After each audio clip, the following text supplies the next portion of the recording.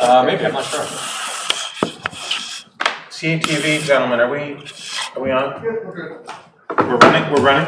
Yeah. Wonderful. We have a quorum. We have a quorum, so let's start, because that's what we're gonna do. Good evening, everybody. It's Monday, July 24th.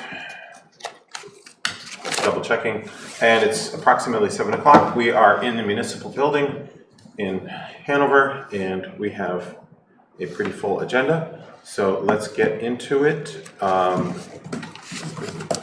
The first item on our agenda is public comment, and this is for items not on the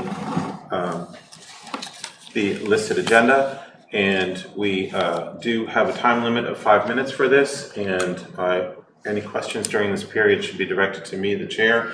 And if we are going to respond to the questions, that's up to the chair's discretion. Is there anyone for public comment? So we have a number of residents from the Dunster Drive neighborhood who would like to speak to the Dunster Way crosswalk. Yes, that's item 6. So you prefer us to speak at that one? Yep. Okay.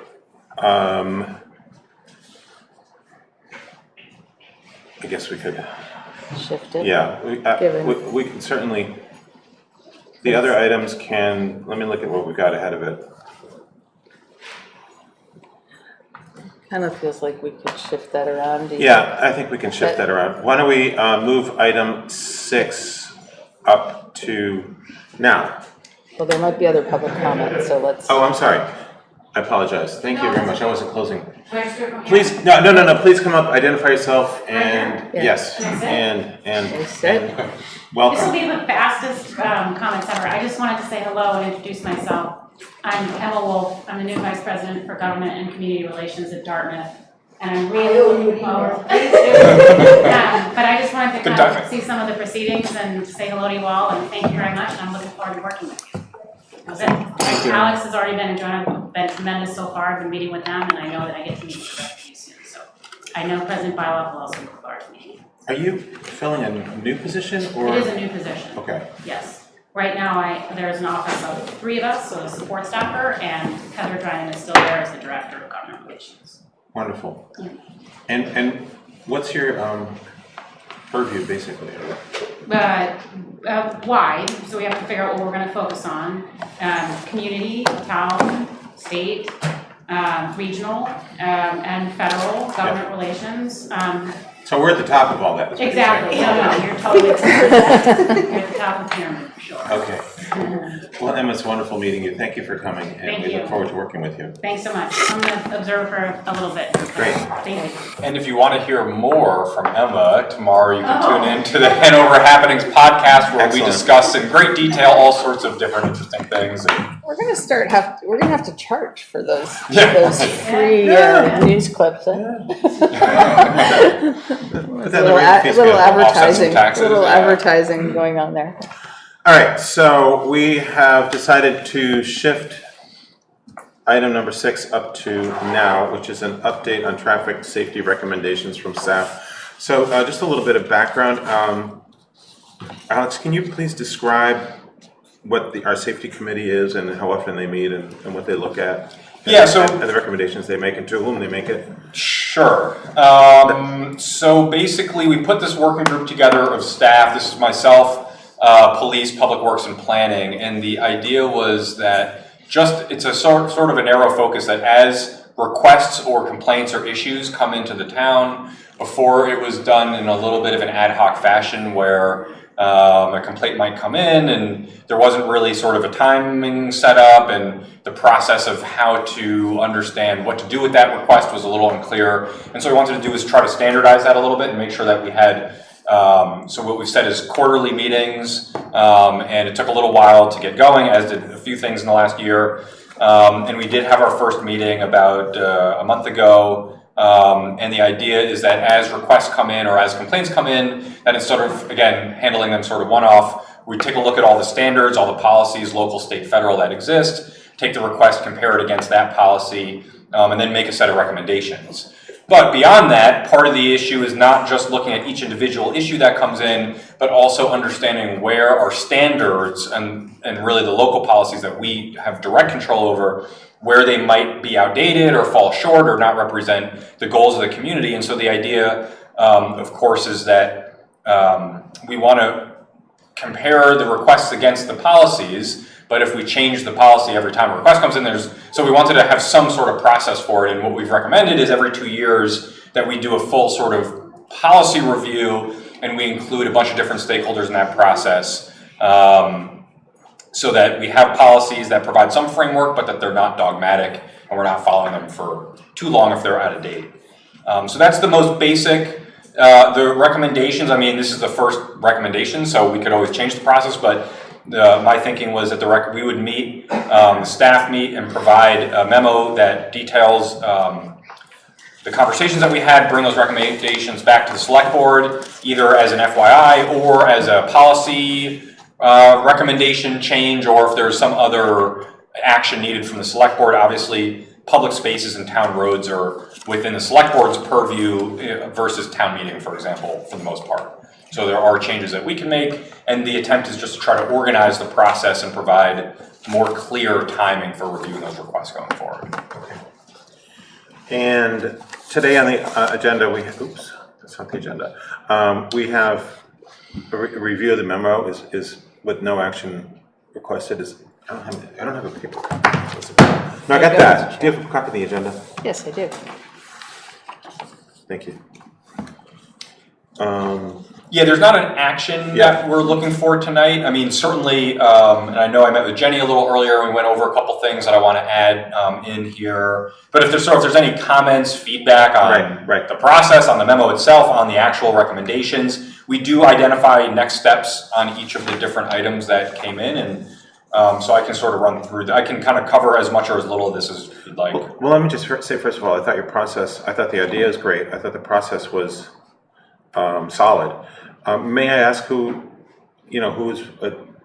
attending? What sort of representation do you have? So it's just myself and I'll say directors, but then sometimes deputy directors, just police, public works, and planning. Yeah, you said that. I'm sorry. Okay. So it's the four of us that are meeting, and there may be occasions where if there's some additional information that we need, and that's why we've sort of stopped using the word committee, because I think there was a little bit of miscommunication perhaps early on that it was like a broader committee with people, from the public being appointed to it or things like that. And it was just a chance for the staff to get together on a regular basis, so that we weren't doing things in an ad hoc. It's a great idea. So it looks like you had five different issues. Yep. And I think the first one is what we're going to have a lot of public discussion on, and that was the request for crosswalk placement at Dunster Wyeth. And the others were to review speeding out on Route 10, or the traffic, I shouldn't say speeding, to review the traffic issues on Route 10, although it is called speeding. And I did have a question on number 3, but we can talk about that later. That was Etna Road and sidewalk placement and plans for Reservoir Road. Well, I think there's a lot of folks here in the audience who do want to talk about, I think probably item number 1 is what I'm guessing. And it looks like that was pretty thoroughly reviewed. It looks like we have a town policy, and that came out of DPW/police, the previous policy? Or? Yeah, though, I mean, in talking with, I think part of the issue that I think we all landed on a little bit when we were talking about the Vision Zero plan and the bike walk plan is that we've got a bunch of policies around, and I think part of what we lack is some uniformity and kind of connection points between some of them. So I don't know if they're inconsistent, and Jenny, feel free if you don't think I'm saying this the right way, but I don't know if there are inconsistencies between different policies, but there weren't consistencies. And so I'm a little confused, certainly, and it sounds like I may not be the only one as far as which policy was adopted when, and part of what I recommended, I don't know if it's in this memo or if that was from email, is that we do our every 2-year standards review basically coming up, and just try to do that sooner rather than later. It was in there. That was okay. So I think that's worth doing on the sooner end. And it came out, does this all flow into the master plan? Are there separate plans? I'm just sort of figuring that out and then creating the guidance for, making sure we can translate the more broad-based policy that might be in the master plan or a complete streets policy, and making sure that there's clear guidance for our staff. So if we're putting out, bid specs on a paving project, we know exactly what a broad-based policy is supposed to translate to on the ground. Very good. And with regard to this specific request, it looks like it met most of the criteria that are listed here, which is to do the speed limit requirement, sight lines, no other crosswalk within 500 feet, vehicle volume, pedestrian crossing volume is the last one is no parking within 10 feet of the crossing. And I guess the question was on the pedestrian data that was raised at that meeting, and it looks like the plan moving forward is to determine the volume, the actual volume of crossing. Yeah, we believe that that we should do the next step, which is getting that, which is the final number or the final sort of condition that we have, at least in the policies that I've got in front of me in Public Works. And some of it may not be consistent with some of the complete. I'm not totally sure what was done when, but that's the last piece. And basically, the agreement of the group was we need to look into this further to see if one is warranted, and this would be the next step to determine if one is. Okay, and proposed timing for that? We said September because that seemed to be the best time where it's going to be the highest pedestrian traffic volume. Okay. We're happy to do it sooner if people want it sooner, but then you may lose out on some of the volume because obviously the college and the school district are not in as much peak. Okay, thank you. Yeah. Jenny, I know you've done a lot of thought on this topic. Number one, do you have? I was wondering like what the pedestrian counts were before the flashers went in at Courier and Brook, what those counts were? I You can probably look don't into have that. it. I don't have At that off the top of Courier? my head. No, that's me. On Which Lebanon Street? intersection, Jenny, was that? Courier and Lebanon Street? Isn't there Courier in South Main and Brook in South Main? There's a flasher. Is Oh, it down not- there, right. Right Courier there. and It's the South. same Oh, stretch. right. South. Yep. I was just wondering what the counts were for there. Oh, wait, I'm Because sorry. I really think like I don't think we should count the pedestrians within a mile of our green and our downtown. I think they should have access to the one sidewalk. And like, unless we're gonna build a second sidewalk, I don't understand why we would wait actually. When there is obviously a strong demand to cross, and counting people who are not crossing because they don't feel like it's well marked is probably not going to be terribly informative. I mean, we know, regularly 10 people get on the bus there every day and get off presumably every day, and they all have to cross the street. So I guess we're halfway there. On peak days, that'll be like 23, but for the advanced transit. But I don't understand why we would wait to count. Have these children run across the street to count them double, to make sure we hit a mark that's been set for a metropolitan area that's not even close to what we have.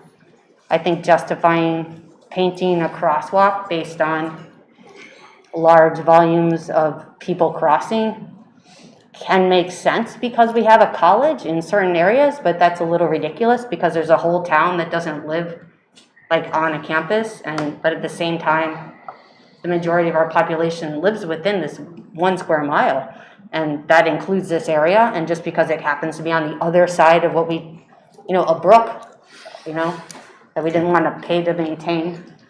Got it. Yeah, so- Thanks, Janet.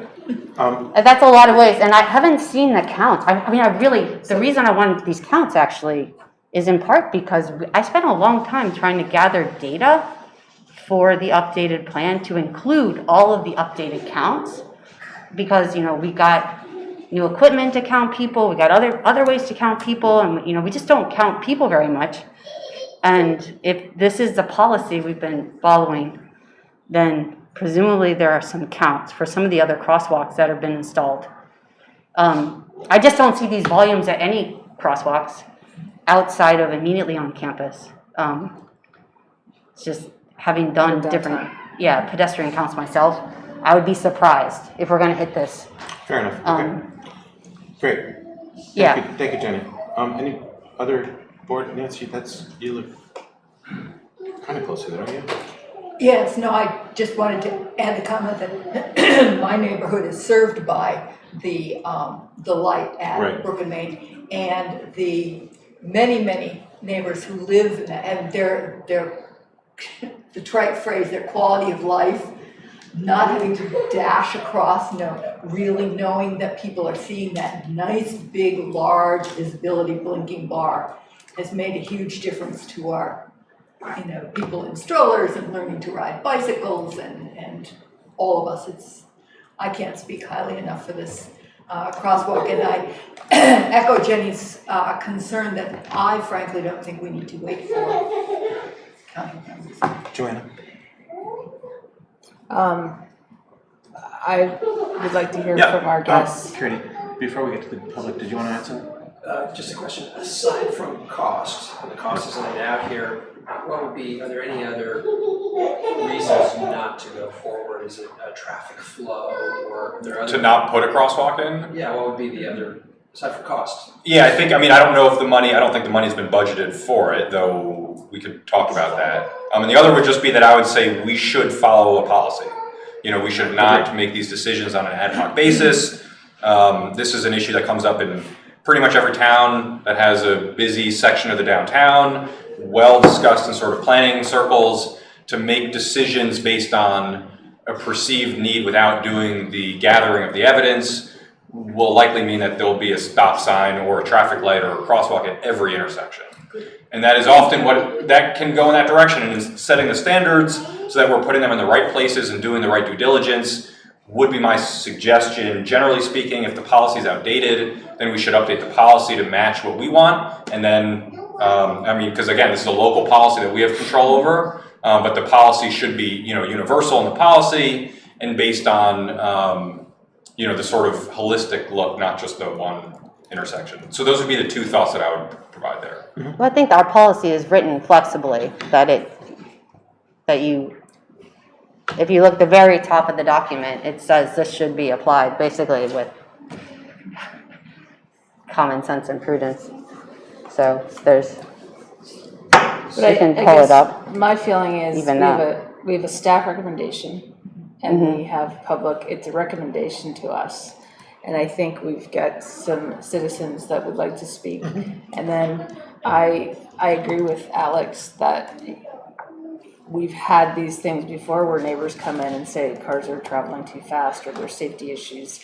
And I think we should apply these standards, fairly and consistently, because there's a need in many places. And just because a neighborhood gathers together and comes in here, that's a good reason to listen and carefully review what we have for our standards. And so I think Great. Okay. let's hear what the neighbors have to say. Why don't we move to public comment on this issue? Anybody want to come and speak to this item? Sure. Please sit, speak in the microphone, which is fine where you are, and identify yourself and what town you're from. Sure. I'm Aaron McKenna. I'm from Hanover, from the Dunster neighborhood. I'm also a professor at the med school. And I'm just here to voice my public support for the crosswalk. We live in the neighborhood. We have 2 kids who are squirming in the back. And ultimately we're interested in their safety. And we were interested in their safety in the sense of coming to town too, walking, being mobile, and having an active lifestyle. And the biggest deterrent right now is that crosswalk, or lack thereof. We walk our dog to the river trails, to Mink Brook, and all of that's just slightly more dangerous without that crosswalk. And I certainly understand the concerns about being thoughtful and data-driven about this, but it is one of the largest neighborhoods without any kind of connection to town, being so close. And I think, as you'll see from other speakers, there's a large proportion of young families, but also retirees who I see at the bus stop, retirees walking to town regularly, graduate students, all of that in the neighborhood are utilizing kind of ad hoc crossing there and really taking a risk.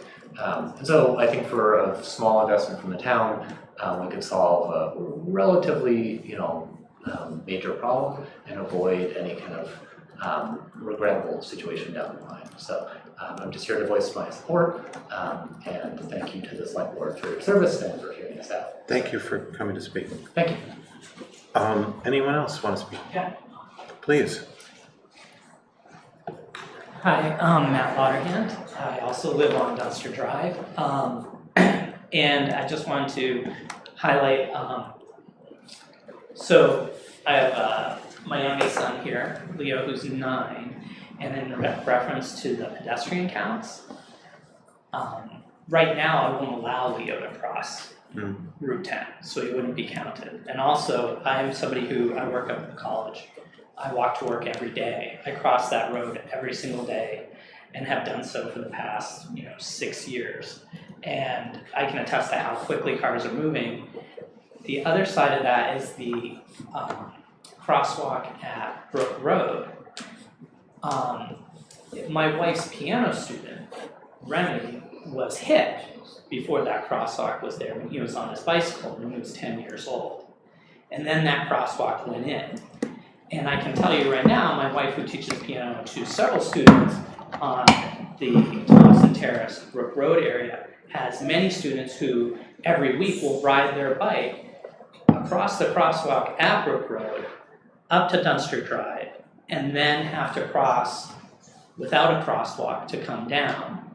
And that is happening constantly. The other thing, having actually been born and grown up just a few miles from where I live now, I can attest that the Dunster Drive neighborhood has one of the largest, I would say, concentrations of children between the ages of 2 and 10 that probably of any neighborhood in Hanover right now. And it's really getting to the point as those kids get older, they're going to want to start to venture closer to town and cross on that crosswalk. And it does seem kind of odd that we had an incident at Sachem, which resulted in a large crosswalk there, an incident at Brook Road, which resulted in the crosswalk. And I think it's concerning that it's probably just a matter of time before there's an incident at Dunster. So thank you for your time, and I appreciate it. Thank you very much for speaking. Thanks, Matt. I just called up a map of the area and I was trying to count the number of houses. It looks like there's around 60 or something like that. Yeah, and half of the neighborhood is in Lebanon, and half of the neighborhood is in Okay. Anyone else? Please. Hello everyone, my name is Michael McGillen. I'm a resident of Hanover. I also live on Oster Drive. I'm Matt's next door neighbor. I would like to echo many of the points that both Aaron and Matt made. We live very close to town. It's 1 mile away from town. But when you drive by on the way to West Leb, you might not realize that there are 67 single-family homes in that neighborhood. There are a ton of kids. It's a great neighborhood. Kids are out and about, but they're kind of cut off from access to town. So kids, they want to go to the Howe Library. They want to walk into town with their families. This is an important crossing for a lot of people. I also walk to work. I work at Dartmouth on campus. And I take the Advanced Transit Orange Line bus on occasion. And there too, I have to cross the road when I come back home from town. So there are lots of reasons why people, it's a very active neighborhood, lots of people are out and about, and a crosswalk would really improve safety.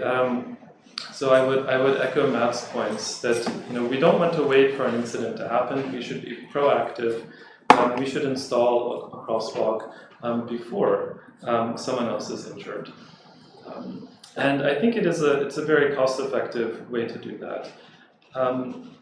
We've talked about how surprisingly close our neighborhood is to campus, and yet we don't have safe access to the town's sidewalk network. And the irony is that the sidewalk is there, right? We don't need to build a new sidewalk. We just need to mark a crosswalk, put some flashing lights that pedestrians can activate. And it totally changes the way that pedestrians interact with this intersection and also the way that drivers perceive it. They see the crosswalk there and they know, oh, this is a high pedestrian area. I should be a little more careful here. I'd like to speak also to the question of the town policy, the guidelines, that there are a minimum of 20 pedestrian crossings per hour. It does make sense for there to be consistency in guidelines and to follow those guidelines. However, I would also add that those guidelines should be consistent with context. And if we're thinking about, do we mark a crosswalk on the College Green between the Green and Reed Hall? You know, how many people cross the road there? If a lot of people cross the road there, yeah, we should mark a crosswalk. Do we need a crosswalk halfway down Webster Avenue? You know, maybe not. There are sidewalks on both sides. There's already a crosswalk at the intersection with North Main Street. Vehicle traffic is very limited and very low speeds. So in this context, you know, maybe we don't need a crosswalk. But I think the Dunster-Wyeth crossing is rather different than these in-town, more urban setups. It's a highway, it's a state highway. It has vehicle traffic approaching 7,000 vehicles per day. And it has a high speed limit, 35 miles per hour, although many drivers will drive 40. And I think another really important factor is that there's no other place to cross the road. There's no sidewalk on the east side of the road on our side. And to get to the next crosswalk, you have to walk more than a quarter of a mile along the shoulder of the road. And I don't think that anyone is going to do that. So it's a really natural place for people to cross the road, especially with the bus stop there. But yet it's a really treacherous place to do that. And I would say, you know, it doesn't matter whether 5, 10, or 20 people cross the road at this location. Given, you know, its context, given the situation, a crosswalk is a good idea. So I think that those town guidelines should be flexible, and they should depend upon context. If we do the measurement, you know, we may well reach the 20 threshold. I'm not certain. I drive and, you know, see other crosswalks and say, I've never seen anyone cross there. I've never seen anyone cross Lime Road right across from the police station, and yet there's a crosswalk there with a flashing light. But, you know, maybe there are people crossing there at other times of the day, and I'm just not seeing them. And so it's really hard to know. You know, do we really need hard data, though, when we have a record of safety incidents in this corridor? You know, isn't it better to be on the safe side and install one, maybe if it's slightly below the threshold? I still think that the case can be made that that's the right thing to do, that it's good public policy, it's a good idea. Finally, I would just add that, you know, this has been vetted. This is not an idea that's just coming out of nowhere because a few neighbors got together. It's part of the bike walk plan that the select board has recently passed. The bike walk committee has written a strong letter in support. And so it's been given a lot of thought by people who think about crosswalks and where they should be placed and where they would be a good idea. So I think that should be taken into consideration as well. The bike walk plan, page 76, I referred to this in an addenda that I sent to the select board. It says, on streets with higher volumes, more than 3,000 vehicles per day, and higher speeds, crosswalks should be the norm. And it also says volumes alone are not enough to determine whether a particular device should be used. So, you know, in a low traffic, low speed scenario, yes, then you want to know how many people are crossing the road. Do we need a crossroad here? But on a state highway, it's a different scenario, and I think you have to think about it in that context. And there's a lot of latent demand. I mean, Matt's son is not allowed to cross the road. I would not allow my son to cross the road unaccompanied. He's almost 9 years old. I think, you know, the situation changes when you have a marked crosswalk with a way for pedestrians to alert drivers, we would like to cross the road here. So I think you need to factor in a certain latent demand that wouldn't be captured by measurements taken now, but that would be there once we have appropriate infrastructure. So thank you again for your time and your attention. I sent you a copy of an addendum to the Safety Committee's report. I think we got that. And I'd be happy to share that with you as well. At least I think I got it. Okay. Didn't I? You sent that 2 days ago? I have 10 copies if anyone wants. Went to the trouble. Thank you. So I've laid out a number of other arguments here in favor of a crosswalk. Links to the bike walk plan, to the bike walk committee's policy implementation priority chart. And Thanks, Michael. thank you again for your time. Would anyone else, I'm sorry, Nancy. No. Hello. I'm Kirby Russell, and I also live in the Dunster neighborhood with that crew. And I didn't prepare anything, but as I'm sitting there, the one thing I haven't heard, I agree with all of the things my neighbors have said, but I'm a social worker for the Hartford Public School District, and equity, I think about the families that have to use the AT, and it is awesome that we have the AT, but for people who have to use the AT, to me, there's an equity issue here that our people who require public transportation are somehow expected to take a greater risk if they need to get off on that bus stop. And so Where is the bus stop? the bus stop is right at the end of Dunster, it's on both sides, right there. So in order to go south, you have to cross the street. Okay. Thank you. Nancy. I just wanted to add one comment that Michael's comments made me think of, is that we've been talking about the 25 mile per hour in the urban compact area and so forth, and judging from the speed that cars whistle down there, the only thing that makes them slow down is if they see a police cruiser in the cemetery parking lot, and then they start putting on the brakes. But I would really like a crosswalk such that people are alert to the fact that at all times you are in an area where there are a lot of pedestrians, and it behooves you to drive more slowly. Alex, what are the issues with the state with regards to this? Is it really basically, does it pertain mostly to who will pay for this? And I assume that the state will not pay for it. I guess it's a state road, that's why I'm asking. Everybody understands that, yeah. I think it's unlikely that they would, but we can certainly ask. There's no harm. You know, if at the point where we're at, where we would like to do it, the Department of Transportation does what they call a safety audit, which is they come out and look at the road as well, and it has to meet some of their conditions. And usually, I could be getting this wrong, but if it meets their criteria, then they'll pay for it. And if it doesn't meet their criteria, they won't pay for it. But that doesn't necessarily mean that it can't be done. Yeah. That's my understanding. So, I mean, I see the staff recommendation, and I'm trying to figure out how to proceed with this issue. Joanna?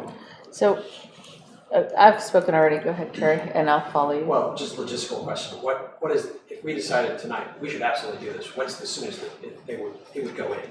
Next year, right? I mean, how quickly could it go in? It potentially depends on what the state's response is and whether and where we find the money. So this is going to probably knock off another project. I don't know what it would be, but I mean, we don't really have a lot of wiggle room in our budget this year. So I would need to go back and look at that. Ellen and I would need to talk about it, and we might have to come back to you all with a decision to make about something else to cut out of the budget.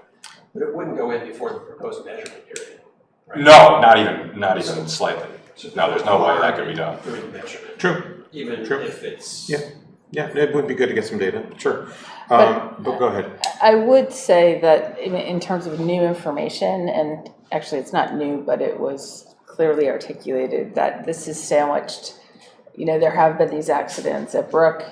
We had a fatality at across from the the Free Will Church. I don't know what it's called, but up there. And so I think that's another important piece of data that, I totally agree. We don't want an accident to happen and then say, oh, darn, we should have put one of those in. So I think that, and given the new adoption of the bike walk plan, perhaps in the next period of, week or so, or the next month, because you identified perhaps doing counts in September. College doesn't, students they don't start till the end of September, so, but I mean, I think with 67 households there, we could gather some data, but I tend to agree with Jenny that It seemed like the price was higher quoted in this memo than we paid. I don't know if the price went up than we paid for the other flashers. It also seems like the price is less than the cameras that we got to count pedestrians and bikes that never yielded those numbers. I don't know if we could sell those back to the data company that gave it to us. But I mean, we several years ago, we bought these counting devices that don't seem to count. And we put them in 3 intersections, and they were quite expensive. And the flashes are really not, given how effective they are. They have demonstrated, numbers as like 80% decreases in crashes and severe injuries.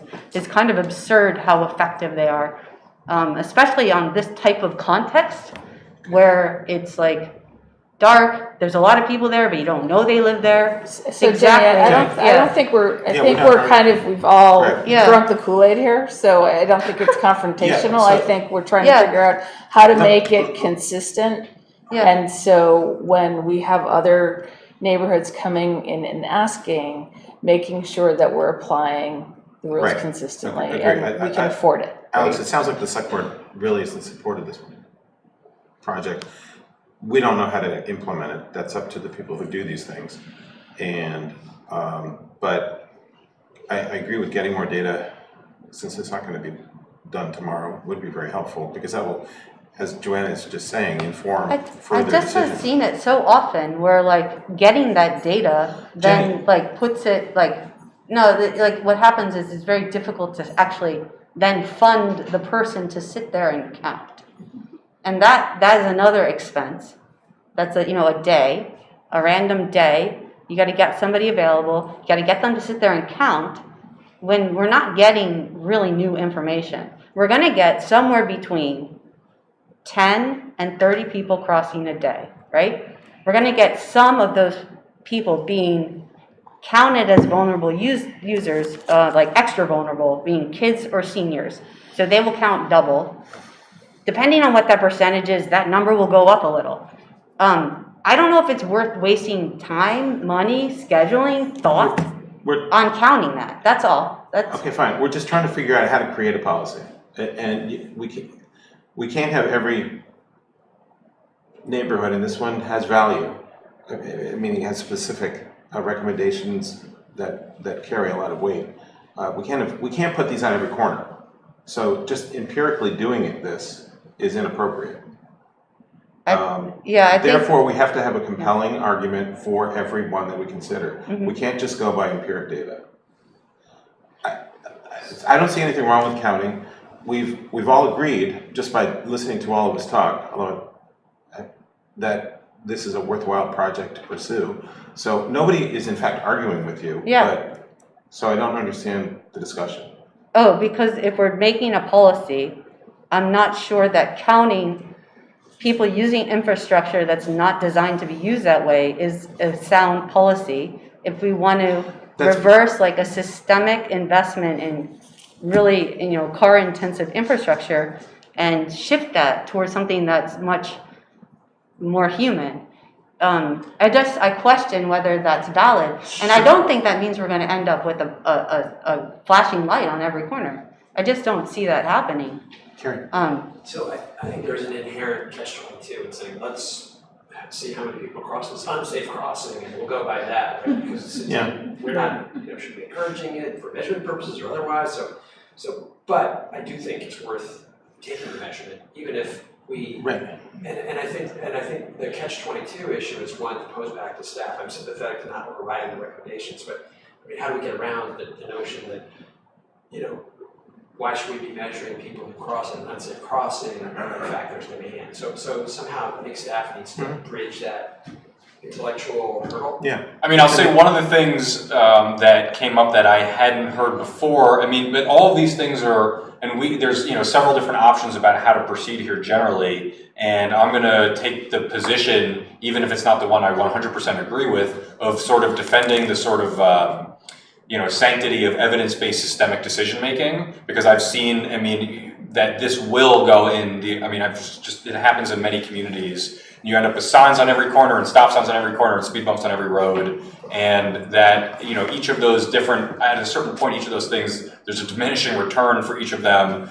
And getting, you know, saying, well, there's 21 residents on this street who want this and 20 on this street, so we're going to put it on this street. Like, we don't really, I don't think we want to back ourselves into that sort of decision-making corner. I will generally agree, just not as a professional planner or engineer, that counting pedestrian crossings as a policy, when you know it's unsafe because you're asking for something safe, there is something that doesn't totally make sense to me about that. That is my intuitive, I have not studied this in a degree, but that is my intuitive reaction. However, it is in the town's policies. And that is something that was adopted and that maybe has become less out of style over the last decade, which might be a good thing, but it is something that is in our policy. And so the question would be, and maybe we, I don't know, maybe we expedite the... Can you backtrack? I just don't understand when that policy was adopted, though. It's not done yet. Okay. That I don't know, but I don't have all of the history. That's the policy that our Public Works has. I mean, I've got it in front of me. I'm happy to share it.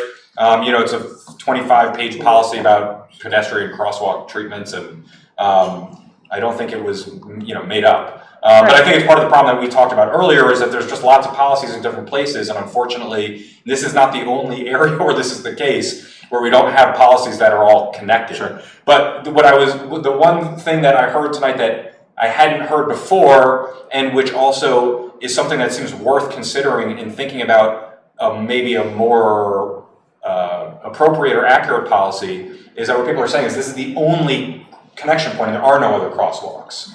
So to me, yes, we have a bullet point in this policy that says no crosswalks within 500 feet, right? Because you don't want a crosswalk on every single block. But if there is a dense, and we have a lot of housing in Hanover that is built the same way, right? Where there's a small street and then there's a bunch of housing units and they have one connection point to the sort of outside world, so to speak. And if there are no crosswalks to that outside connection point, that would seem like a bullet point in a policy that says, if there is no I mean, maybe that there should be one for everybody and it's proactive, and we don't have to wait for someone to complain about it to put the crosswalk in, that we should look at all the streets, and if there are, you know, dense residential neighborhoods that don't have any crosswalks, we should just slate those and put them in our CIP and say every residential neighborhood should have at least one crosswalk so people can get from where they live to the other side of the street. So that was something that I heard now that is maybe new information in the sense that I don't see how that's reflected in our policy. We do have a policy still, and I guess the question that I would throw out is, you know, do we want to sort of try to expedite the rewriting of that so that we have a more appropriate policy rather than basically saying, well, we're going to ignore the policy and do something anyway, because I would just offer the thought, which is, can we imagine that sort of, can we imagine that creating precedent in the future that we may not want to have to deal with? Yeah, so why don't we make a motion to do just that? That concurrently, we address the policy to reflect the issues that, you know, that you just mentioned, and we pursue pedestrian, what's it called, attenuated? Activated light there, so the 67 households can get back and forth. And then some, because we've got bus people on Wyeth Road that have to get, when they're going northbound, they need to get across. Yeah, I was just looking at our map, thinking of what you're speaking, and in the downtown area, there are some, you know, Haskins Road, Low Road. Yeah, but those are on a hill. Yep. I mean, those are some issues there. Yep. And I would argue that it's probably a lower volume on that. Yeah, but then again, certainly it is. Are you suggesting a motion to fund this expenditure? I'm sending, that's like a staff project. Okay. Find some money, but concurrently, let's address the policy change and let's figure out how we can move this project forward. Joanna, do we really need a motion? I would be comfortable with just asking Alex. I mean, this is why we're here. Yeah. I don't think we need a motion. Yeah. And so I just want to make sure, let me ask a couple questions and make sure I get a couple things right. So one is that we're going to proceed with planning on doing the data collection.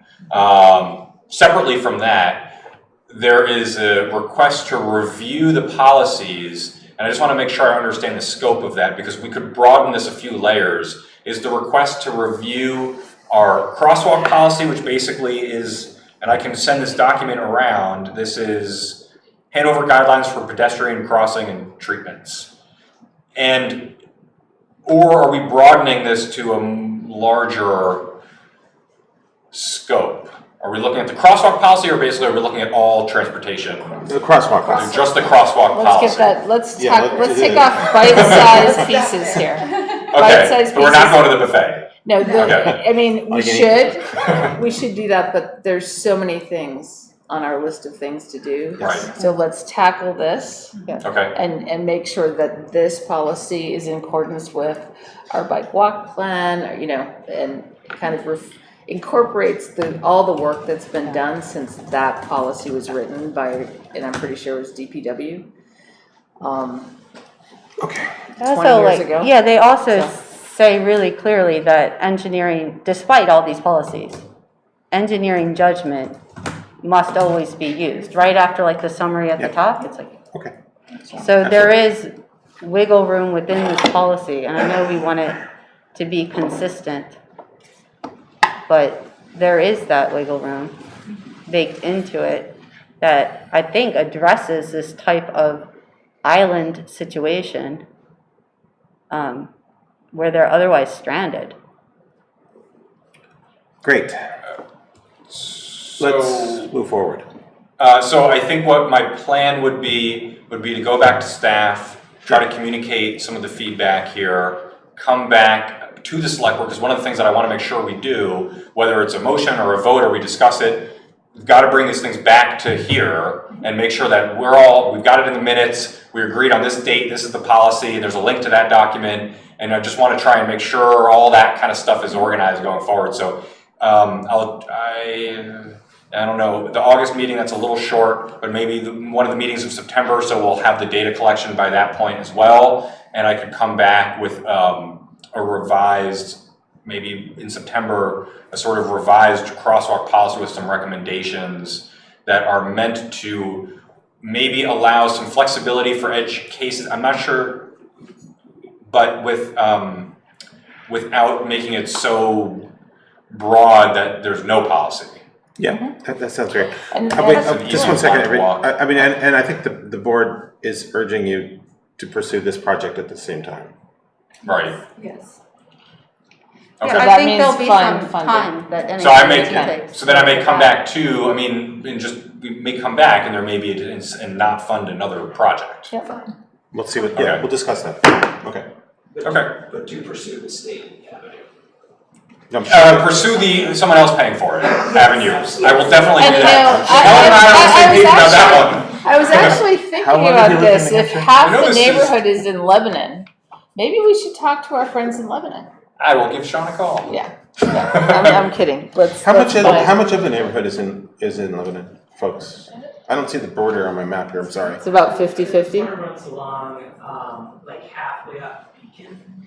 Maybe it's on this map. Yeah. No. So all of Dunster and then halfway up Beacon. All right. Well, thank you for coming, everybody. I think we've really talked a lot about this, and I think we've come to a pretty good conclusion.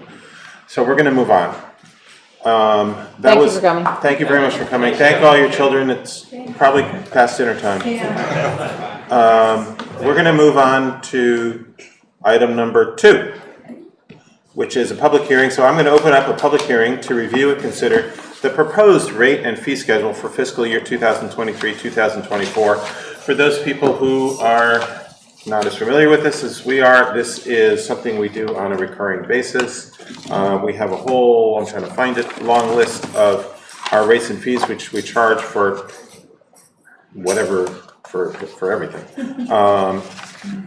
And we got a revision from staff, which we do every couple of years or so, and I'm trying to find mine, which is why I'm talking. It's about 24 pages of. Yeah, and I did look at the changes. Nothing really jumped out at me. Alex, is there anything huge that you want to draw our attention to that I may have missed? I didn't really see any. They all seem quite reasonable and appropriate.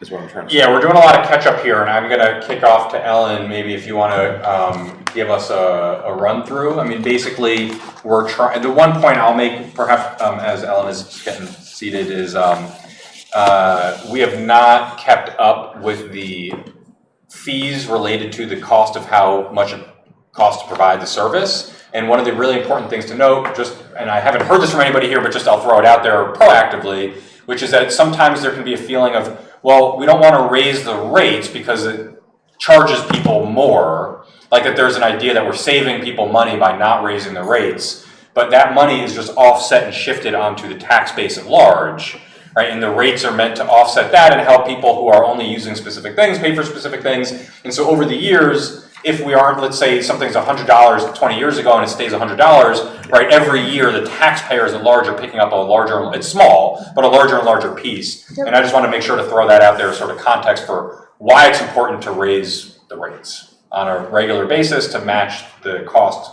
that we incur for providing the service.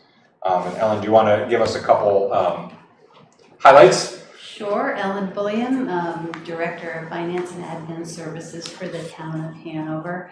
And this process actually is very involved and lots of input from the department heads.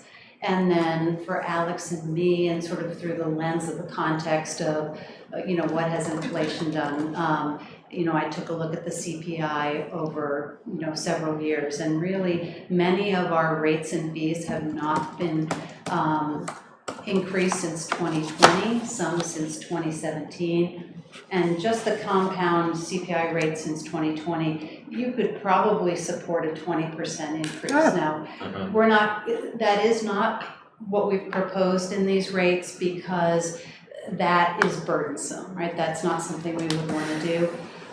So where we have requests for larger increases, what Alex and I are doing is really committing to doing this evaluation process on a deep level each year so that we can do some catch up, but phasing it over time.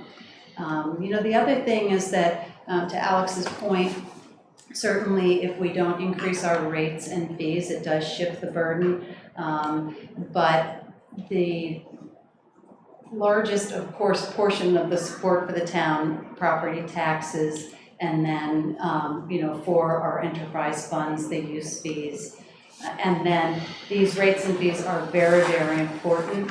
But again, in the context of supporting the town, there are relatively small portions. So when you look for, high impact of raising these fees, there aren't huge impacts, although we did take a look, and if you remember in this year's budget, we did have a line item for revenue of $50,000 from rate fees. And we've taken a look and feel that these increases, along with some identified sort of volume increases in the rates, will support filling that revenue commitment. Can I ask? Yeah, please. So it looks like the 10% rate is in here, 10% increase, with the exception of, I noticed that there were really minimal increases in our planning and zoning department in terms of rates. And maybe could you just tell me why why the rates didn't increase there? Sure, a couple of things. That was based on the department's guidance. And then in addition, at times where those rates and fees are based on costs, those It's a percentage. correct. Of construction costs. Right. And that's, so construction inflation has been very significant. So that's pretty much the basis for that. okay, that makes sense. I didn't pick that up, but that makes sense. Thank you. Ellen, are there any really weird ones there's about 150 of them. Carrie has a Carrie, you got some weird ones? Well, so I just know, I think I said your email on this, Alan. Actually, the returned deposit fee used to be $25, and now it's $25 or 5% of check face value. And I don't know if some of those checks get big or not, so that'd be a really big number potentially. The only reason why I added that is that's actually right from the RSA. So it is just additional context. I am not aware of any situation where we don't get a whole lot of return checks, but I'm not aware of any situations where we've charged more than the 25. But I added that based on the. So it gives you the latitude to do that, but you're not required to, okay. Correct. Yeah. You have to sign that one, and then I think that's Can I just one other? Please. Yeah, so just big picture, and I know this was part of an email exchange earlier, and I had been thinking too about, we have this sewer project, which is almost $30 million, and water project that's $10 million. And there was an idea to increase rates so that it wouldn't be a huge, once we got those up and running, there wouldn't be a huge, so I think Peter had plotted out some rate increases, and the question on the table was kind of, are we in line with those dot plots for rate increases? And I don't know if the answer.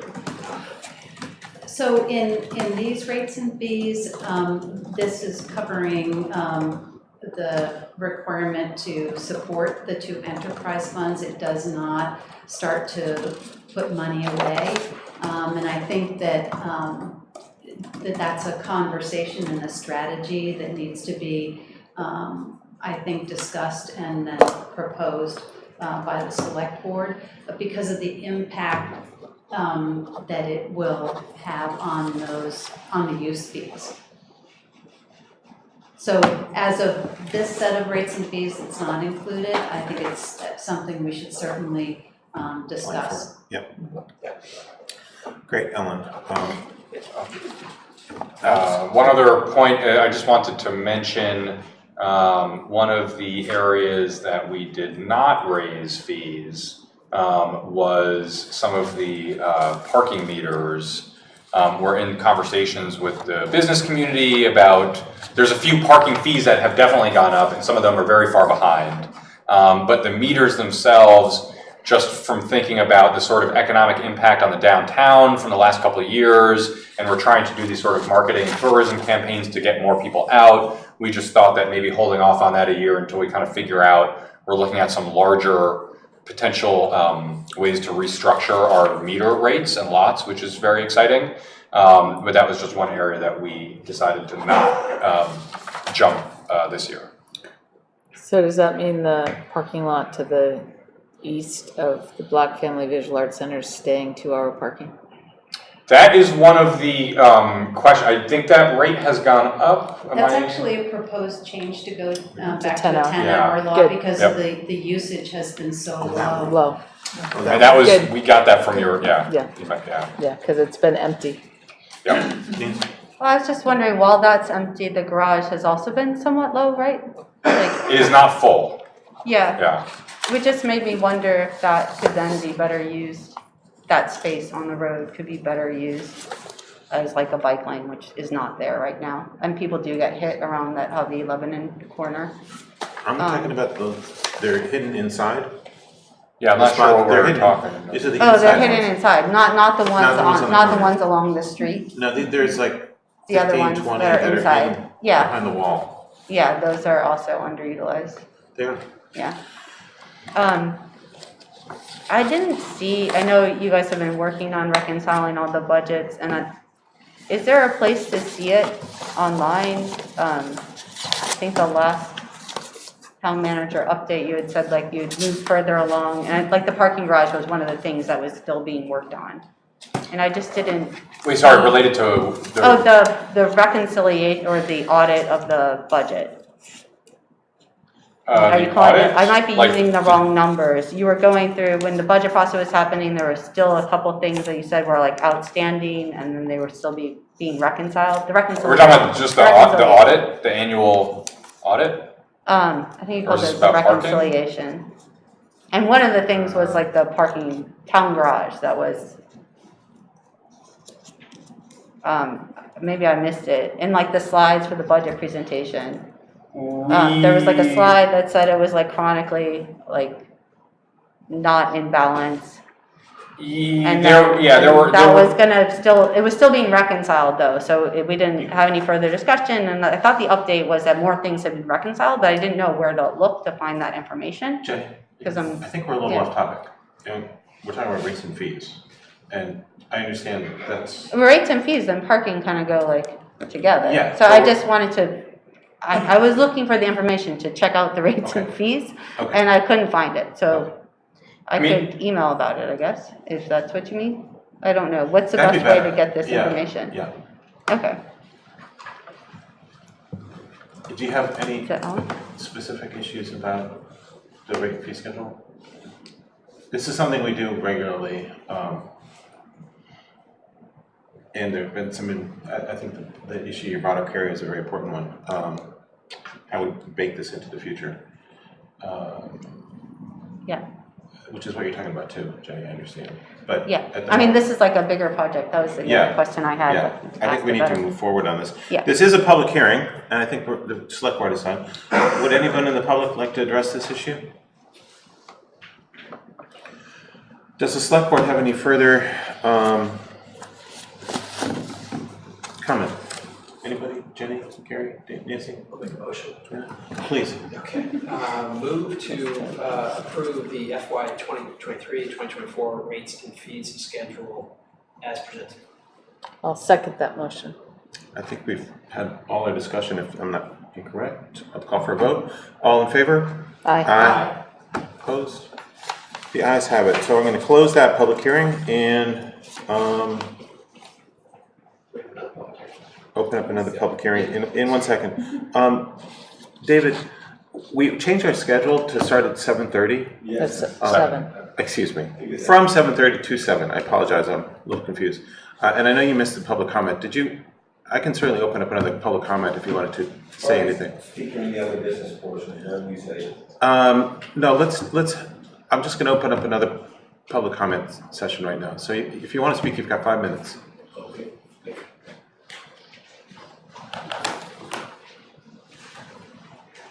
My name is David Vincelette. I live at 93 Lebanon Street, Hanover. Lived there since 1984. I was arrested almost a year ago today. It'll be a year tomorrow. I was arrested after speaking for 5 minutes to this board.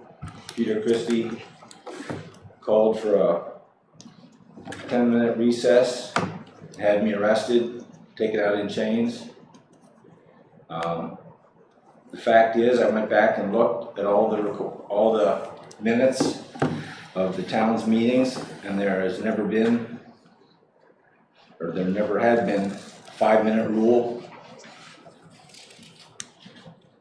And I'm not sure if that's appropriate, because in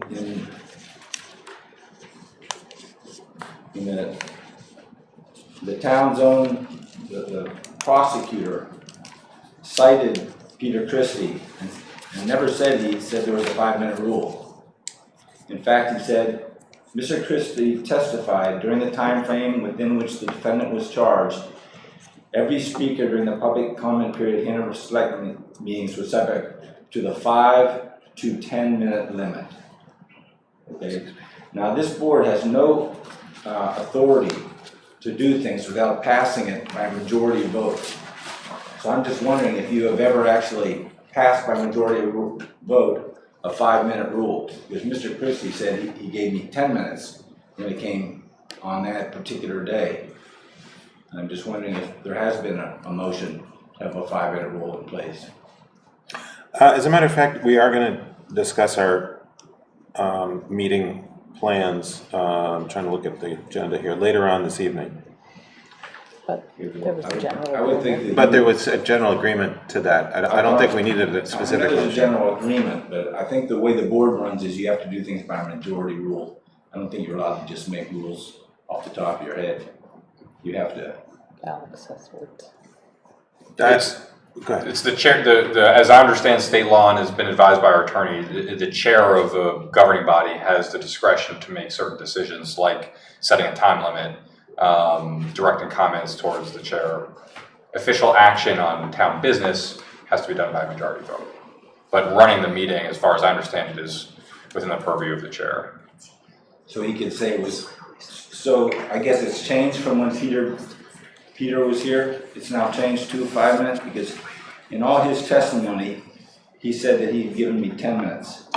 The time did change there was, as I recall, David. Yeah, after I was arrested, they changed it and made a 5-minute rule.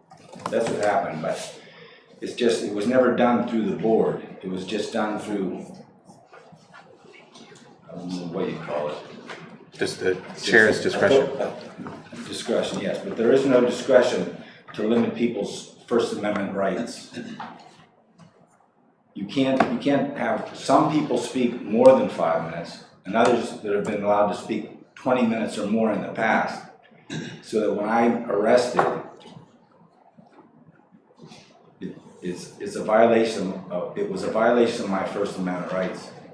And I went back and I went to every single time that a person spoke during the public comment portion of the meeting, and it was never ever discussed, the 5-minute rule, and nobody was ever hastened or slowed or stopped from speaking in all the last 6 years since we were held hostage.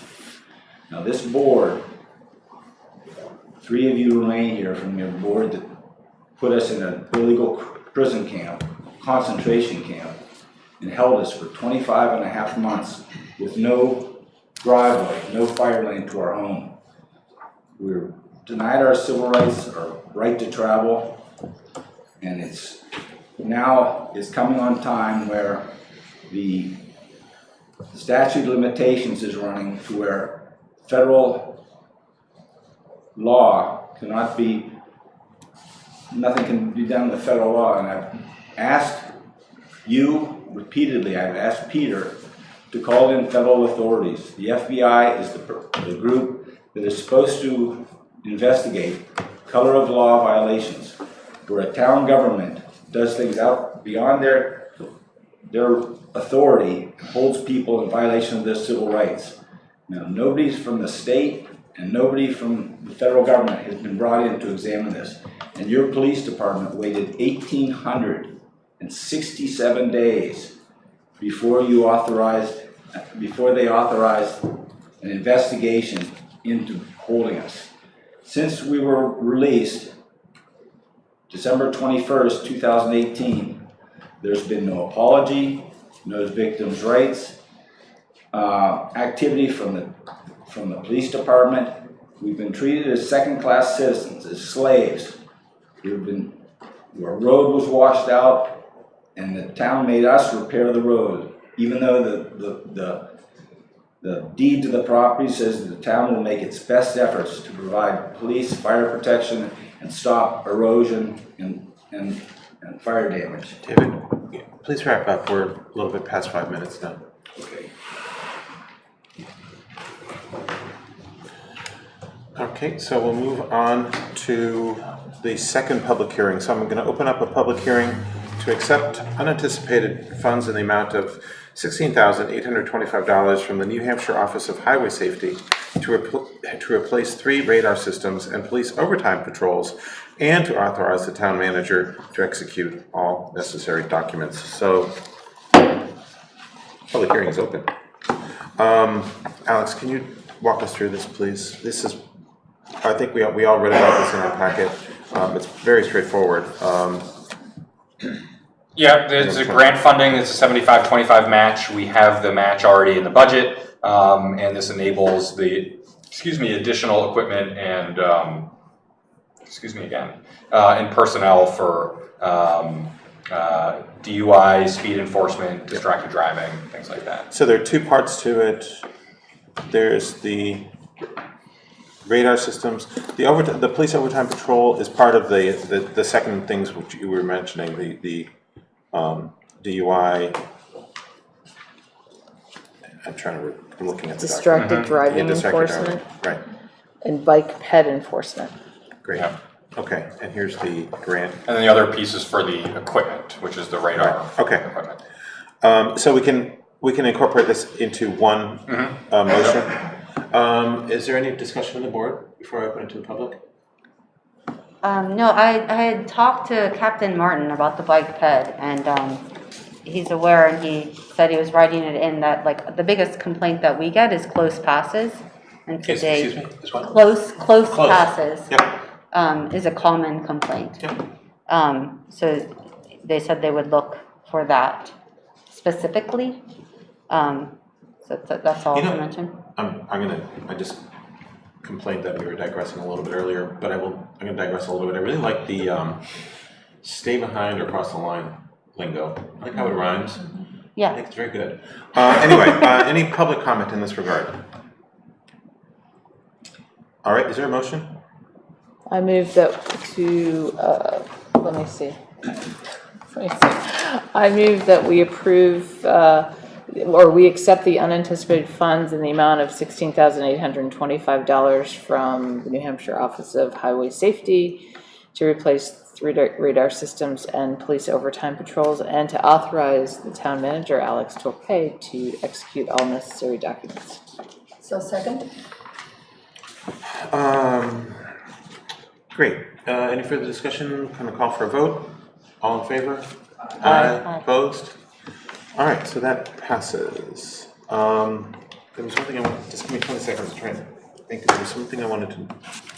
Oh, why did we have a public hearing here? Because we have to accept, if we're accepting more than $5,000, we have to have a public hearing. To 10,000, I think, yeah. Is it 10? Right, 5 or 10. It's in that ballpark. Yes. 16,000 is more than our limit. Okay, moving on to item number 4, discussion regarding select board liaison for capital improvement plan committee. And before we talk about that, I want to find, for some reason I didn't get my delivery. So I got to find the memo. And thank you for the memo that we asked you for, Alex. Yep, yeah, sorry for the delay in that one. And can I ask you a couple questions about the structure? So this is, the only thing the RSA says is we should have this, correct? It must either be the planning board that's responsible, Okay. or we create a committee, and that committee must have a planning board representative. Okay, thank you. And that is it, period. Do they say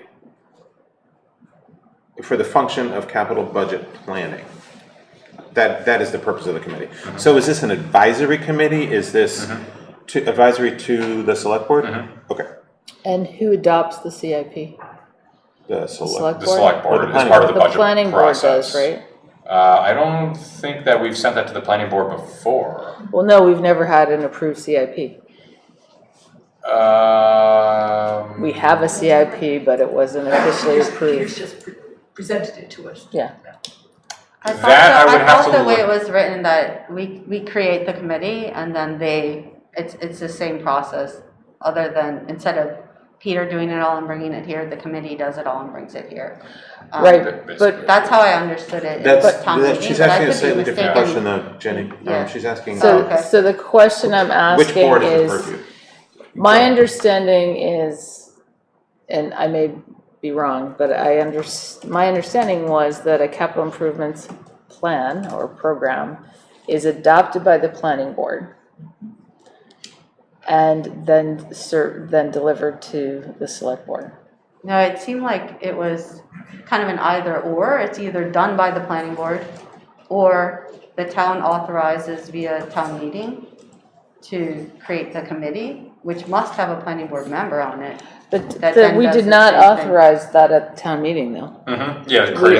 authorized the committee at Yep. town meeting? Yeah. Okay. Yep, so my interpretation is similar to Jenny's. I think that it's either within the planning board, and then the CIP would go back to them, or the governing body creates the subcommittee, that committee reviews it, and it goes back to the governing body. Okay, could we, excuse me one second. Alex, that seems clear to us sitting here. Can we double check that with? I will double check that, yeah. But And then, so we're gonna proceed that, under the assumption that that is the plan. Yeah. Carrie. There's a brief extract. Until you tell us differently. From the NHMA, if you'd like me to read it, I can. Yeah, that'd Sure. be great. Please. Okay, so a CIP is a planning tool under the law. The sole purpose and effect of the capital improvements program should be to aid the mayor or select board, and the budget committee in their consideration of the annual budget.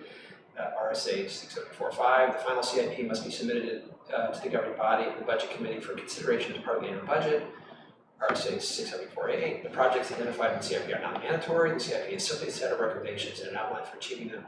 However, a list of reasons above shows that the CIP goes a long way toward helping the budget meet the real needs of the community, et cetera, et cetera. Sure. So, And a CIP is required for, my understanding is an adopted CIP is required for impact fees. So should the town choose to implement impact fees, we need to have a CIP in place.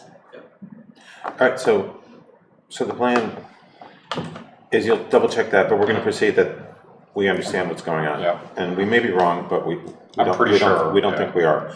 Okay, so under the assumptions that we're making, this committee makes a plan, presents it to the select board for enactment, adoption, whatever you want to describe it. And your concept of it is, I think, a quite reasonable one, Alex, keeping it reasonably small. Otherwise, it's going to be totally unmanageable.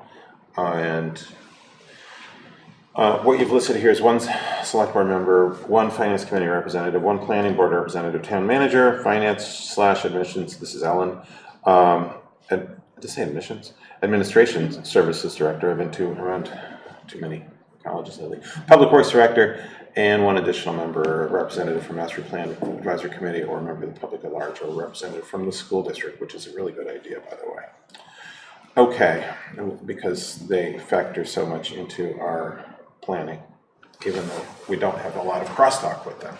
So, the purpose of this agenda item is to look at the select board liaison for this, and I've been thinking about it a lot. I know what I would suggest about this committee, since there really is only one mandated representative, and that is the planning board representative, that this be we should create a system where it's somewhat flexible. Obviously, the town manager needs to be there, the finance director needs to be there, the public works director needs to be there.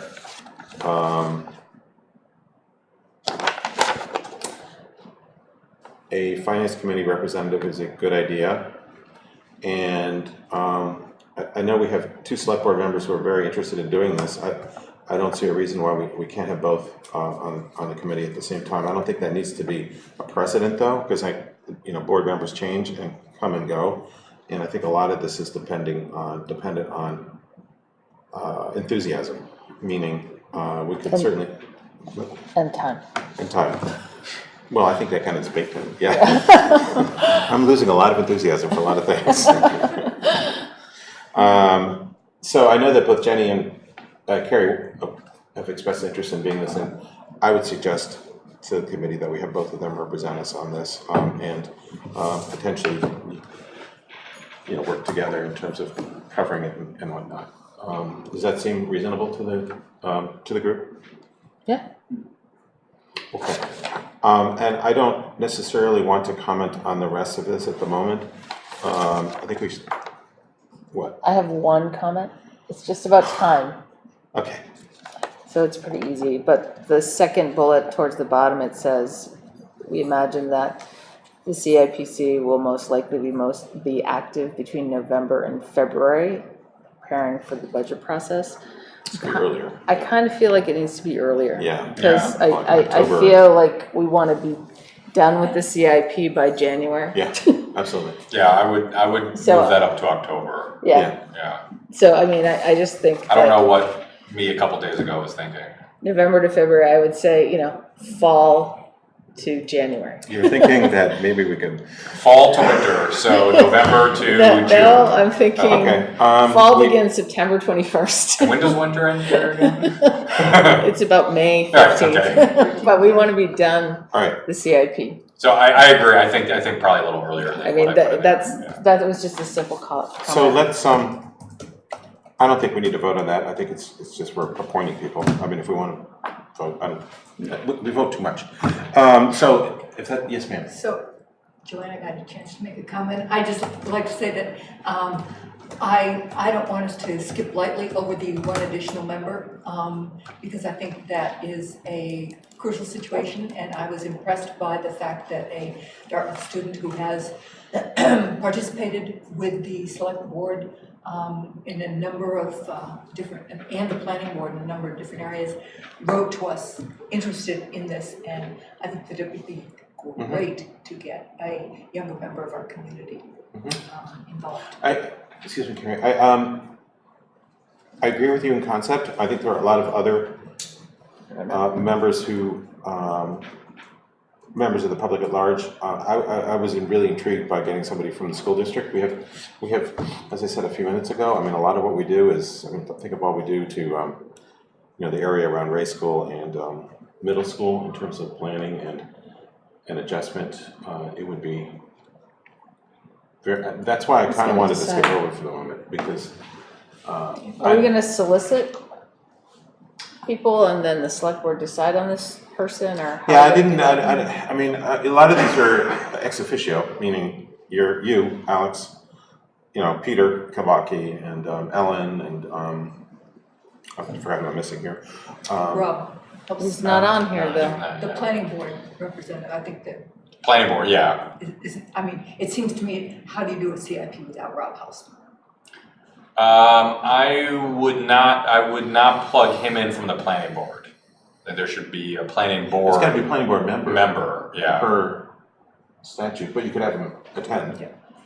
Yeah, though, I mean, so I'll say a few things. One is I don't know if we were clear on whether we're adding an additional person to make it 8 or replacing a person to add 2 select board members. We might want to clarify that, but also I think there's a lot of stakeholders that should be aware and participate, because you could easily add the school district to this. I would definitely put Hanover Improvement Society. There's a couple other stakeholders. Yes. And then we're a 15-person committee, and so Agreed. I would throw that out there to think Okay, about. look then, since we are adding, I forgot when we created an even number committee, then why don't we, since we're gonna have 2 select board members, we'll leave it at that for now, with 7.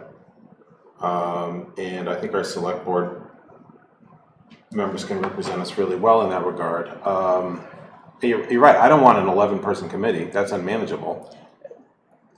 If we had Hanover Improvement Society, if we had the school board, if we had the Dartmouth College representative. So this is a committee that's a public meeting, and so. It is a public meeting. It should be posted, It and will be. students and Yes. Hanover Improvement Absolutely. Society and Dartmouth and school district should be, I Yeah. mean, maybe we don't appoint them on the committee, but maybe we make a Encourage. point of inviting them as well as when we post Yeah, it. great So idea. if they wanna come, I know that's additional, but if it's on an email list saying, here's the agenda for the meeting. Please come. Would that be? Well, we can distribute to a wide group. As far as the types of positions represented, I'd throw out there as food for thought. We could also do that with the select board representatives, right? You could have 1 select board member and a second, or actually all of you in theory could go, too. Then we have to. I was actually thinking of attending, Yeah. not as a member of the committee, but I wanted to see how it was going. Yes, I was planning on doing that. You have to then notice it as a select board meeting, right? If I just attend in public? Yeah, if we have a reason to expect more than a quorum, then we want to notice it as a meeting of the Capital Improvement Plan Committee and the select board. All right, I won't come. Can I watch it on TV? Yes, we had that happen this week at the master plan committee meeting. Okay. Nancy and I were there as members, and Jenny joined us on Zoom, but because she wasn't there in person, it wasn't technically a select board meeting. Excellent. Good planning, guys. All According to right. state stuff, we looked it up. Okay. All right. I would like to keep the committee small with the important stakeholders. If we're gonna have 2 select board members, I think we should leave it at that and not have the at-large committee member. We gotta get this off the ground and see how it's going too. You know, I mean, this is a brand new committee, work group. Yeah. So let's just get it going. I would encourage I mean, if it's a question between 7 and 8, even though 8's a bit odd, well, I guess it's not. Even. It's a bit even. But I think even if there's 10 stakeholder groups and we can only get 1 plugged in there, I would just encourage the board that we're trying to get more people Yeah. involved. I would just encourage considering keeping, because I think it means something to say we've got this, we've got this identified position. And even though I think we could end up, although I'd like to think that none of our votes, if we are voting in that way, which we may or may not even decide to do as a group, I mean, it could just be consensus based. Yeah. I would hope that there's not going to be 4-3, splits where someone ekes out a victory by one vote, because all it's going back to is the select board anyway, So, right? And then all that's doing is going back to town meeting anyway. You're asking to keep that position, but, Yeah, okay. yeah, yeah. And even if you want to add the 2, I would say just my personal opinion, I'd rather 8 with the 1 additional community member, especially to sort of signal our interest in that, Yep. versus the 7 without that. That's fine. And so then my question is, are we soliciting, how are we getting that 1 member at Yeah, large? we can't, say, nobody knows about this. I want Carrie, Well, no, I think I we should- want Jess, Right. I think we should solicit. I think there's a number of folks with substantial experience that would be very helpful Yeah. to the committee. So I think we should have a solicitation process. Agreed. Like we do for a lot of our other committees. And the people who don't get appointed can still come to the meetings, and we could make a commitment, and not that we're required to do this in New Hampshire, but as a public entity, we could have a public comment period at the beginning of the meeting. Yep. Right, Yep. so anybody could still Okay. participate. So you'll have to work on some kind of solicitation. Okay. It'd just be a, It's gonna be it's not gonna be super crazy, and I'm not sure how but I Just guess put maybe on with the your- 2 select board reps, maybe the 3 of us can get together or something Great. and talk about I mean, it. couldn't it just be, how we do the town of Hanover notice? Yeah. Like, hey, you wanna be a part of this? But also Send us your name and number. put it on the listserv and Yeah. all that. Okay, these Hanover guys, happens. it's, Website. Okay, let's move Yeah, on. we We're can- not gonna plan that part of it. Yep, okay. Okay, moving on. And so I do think that the one thing that we should do is we should vote to appoint the liaison, because I did do that for all the other I move committees. that Jenny and Carrie represent us honorably and incredibly well on the capital improvement plan. Are you guys ready for that? But it's not a committee. What do we call it? No, it is, it's yeah. an advisory, Advisory advisory committee. committee. Is there a second? So second. All right, all in favor? Aye. Opposed? The ayes have it. Okay, we're moving on. I'll reach out to you. I don't know where we are. Finance committee appointments. We got a notice from I think it was from Jeremy. Yep. Who's the school board moderator these days? It was Tom. Tom, it's still Tom? Tom God, he's been Satara. doing that forever. I just saw him the other day. Wonderful guy. He is a wonderful man. So, we got notice that Richard Greger Jr. and John Dolan have been appointed. Great, so are we up to, do you happen to know, Alex, if we're up to, Carrie, do you know if we're up to, That's a full compliment. that's a full complement? excellent. Great, and, Great. wonderful. Let the who else- record show, thank you very much for serving on that Absolutely. committee. So it's Carrie, Carrie. These two, John and Richard. Which- Greg Snyder, Yeah. Herschel. Okay. That's it. Okay, thank you. All right, moving on. Oh, and the school board, Is it still, Kim. No, Kim. it's, Kim? It's, it will come to me. okay, thank you. Yes, okay. Let us know when you think of it. Yeah, sure. We did 6. Am I skipping something? We're on 7. Oh, yes, discussion about agenda / minutes, format, order, and timing. So this, Carrie, we're all still in shock from, at least I am. I don't want to speak for everybody else. I'm still in a little bit of shock from getting home and then having to work at 6 o'clock this next morning.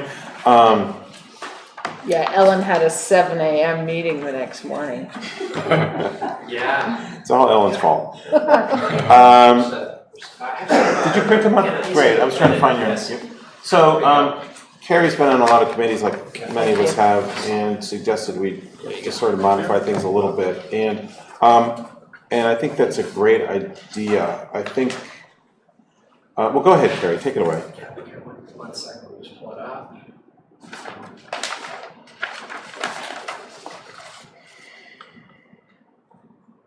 So a couple things, thank you.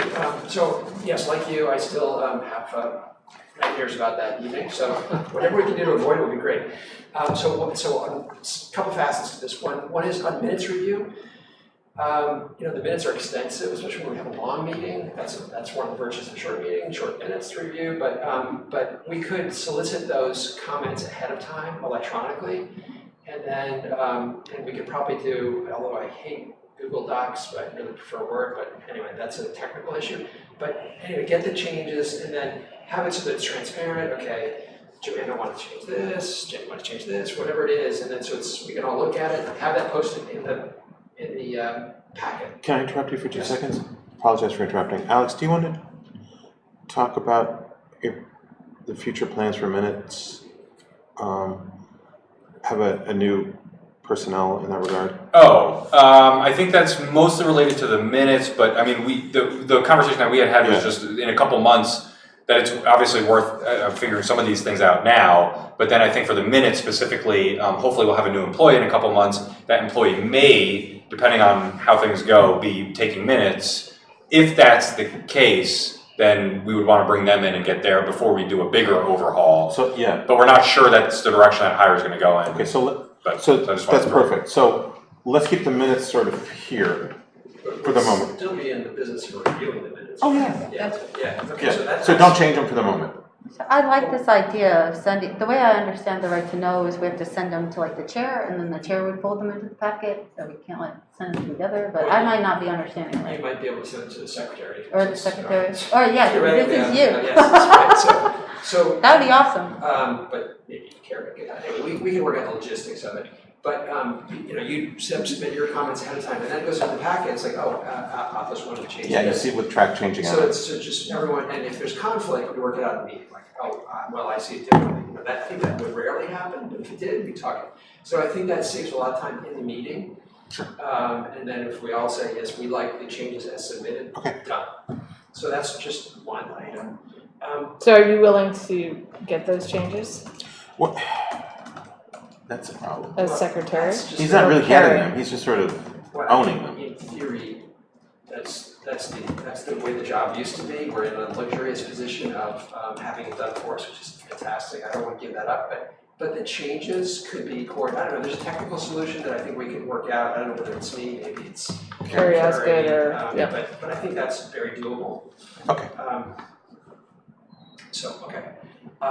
Structure. So streamlining the meetings. I think having a set consistency can, I think, accomplish a couple things, keep the flow going, accommodate public and staff attendance.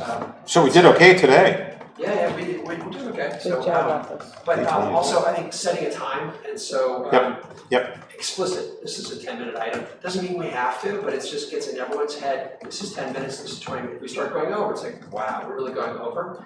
So I think that having that spelled out, and I mocked up this meeting as to how it could flow a little bit differently potentially. Public hearing has to go, I think, first by statute is my understanding. No, no. Sure. Oh, wait. Public hearings have to go first? I think it has to go toward the top of the meeting. Is that right? I think we know can that? reorder I that. am not sure. I think we can Yeah. reorder I'll have to look at that. And that's the school board. It's like I've not heard that, but we can check on that. Okay.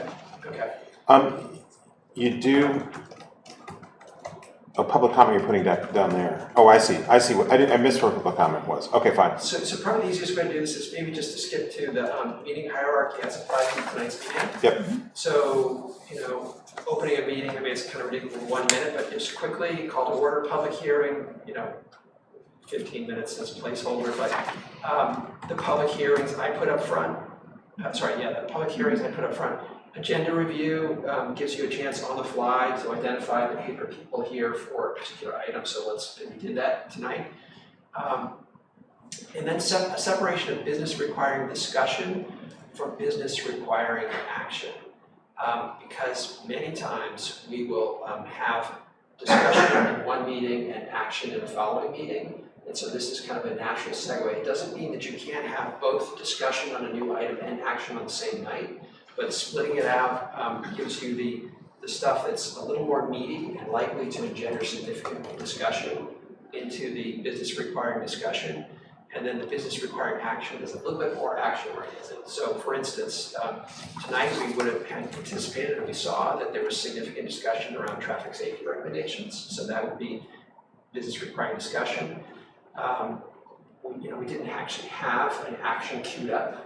We kind of had some discussions and follow up for Alex, but we didn't have a motion drawn up. Update on the Hanover Finance Committee appointments is strictly explanatory. Discussion about agenda, what we're doing right now, not likely to require a motion, although we could do it on the fly. And then the business requiring action. I would always put the approval of minutes first because there may be things that come out of that subsequently. And doesn't fit nicely into the consent agenda because there's typically someone who's absent or they might want to make a change. It's very likely to get pulled out of the consent agenda, which wastes time. So I think just put it immediately as its own item. And then the consent agenda, I'm not in love with the idea of gifts and donations being put into the consent agenda because definitely wanting to show gratitude and mention by name those. But you can't, often those are wordy. It's like tonight, it's more wordy than you might think. So you could still put in the consent agenda and the chair or another select board member could follow up with thanks to the donors or the gift givers. So I think we often have those donations in the agenda. Well, when they're in the consent agenda, we can still read them. You could, or you could do a more abbreviated version, just like to thank the such and such family for their generous donation. It can be something very short, and then you save, as opposed to going through a lot of detail. Well, we can see how it goes. Yeah. I don't see where you're putting minutes. Way up top. It's 6A, approval of minutes. Oh. I wonder I was having trouble following. I was on the other page. Thank you. And then reports and communications, non-public, return to public session. Yeah, so, which we don't do. I know the school board does. Yeah. But we don't do that. We don't need to return to public session. No. Oh, okay. We just record when we. We record. All right, so then we'll just drop that. Yeah. So it's just adjournment. We definitely adjourn. Okay, all right. Carrie, I think it's great, and thank you for spending so much time and writing it up so neatly. I'm certain, I don't know with the rest of the board, but I'm certainly willing to give it a shot. I think the other important thing that I'm working, Alex and I worked hard on. Alex worked hard on this agenda, and I went over it with him. Is making sure we bit off way more than we could chew a little while ago. I forgot what it was. And that's another important thing moving forward. But you can always get, it's business of the town is the business of the town, and we can get deep into discussion into the night. Yes. And if we have the only other thing which I did mention to you in between you when you and I discuss things in private, just the two of us. Yes. Is in a public hearings, I am a little uncomfortable setting a time limit for public hearings. Not really. I know it's not a limit. I know it's a guideline. I don't want the perception to be that we're limiting at an open when we're actually calling a public hearing for the public to talk. In no way do I want them to feel encumbered by a time limit, because that is when we've given time. So would you be amenable to that basically leaving time limits off or time suggestions off for public hearings? Yeah. Yes. Yeah. Whatever you think. Yeah. But that's my only suggestion. It's really not. It's just a suggestion. Yeah. And you could certainly say, in light of the significant commentary that's likely to take place, or Right. that is taking place, I'd like to extend beyond the indicated period. Jenny. Yeah, I just think that sounds really good.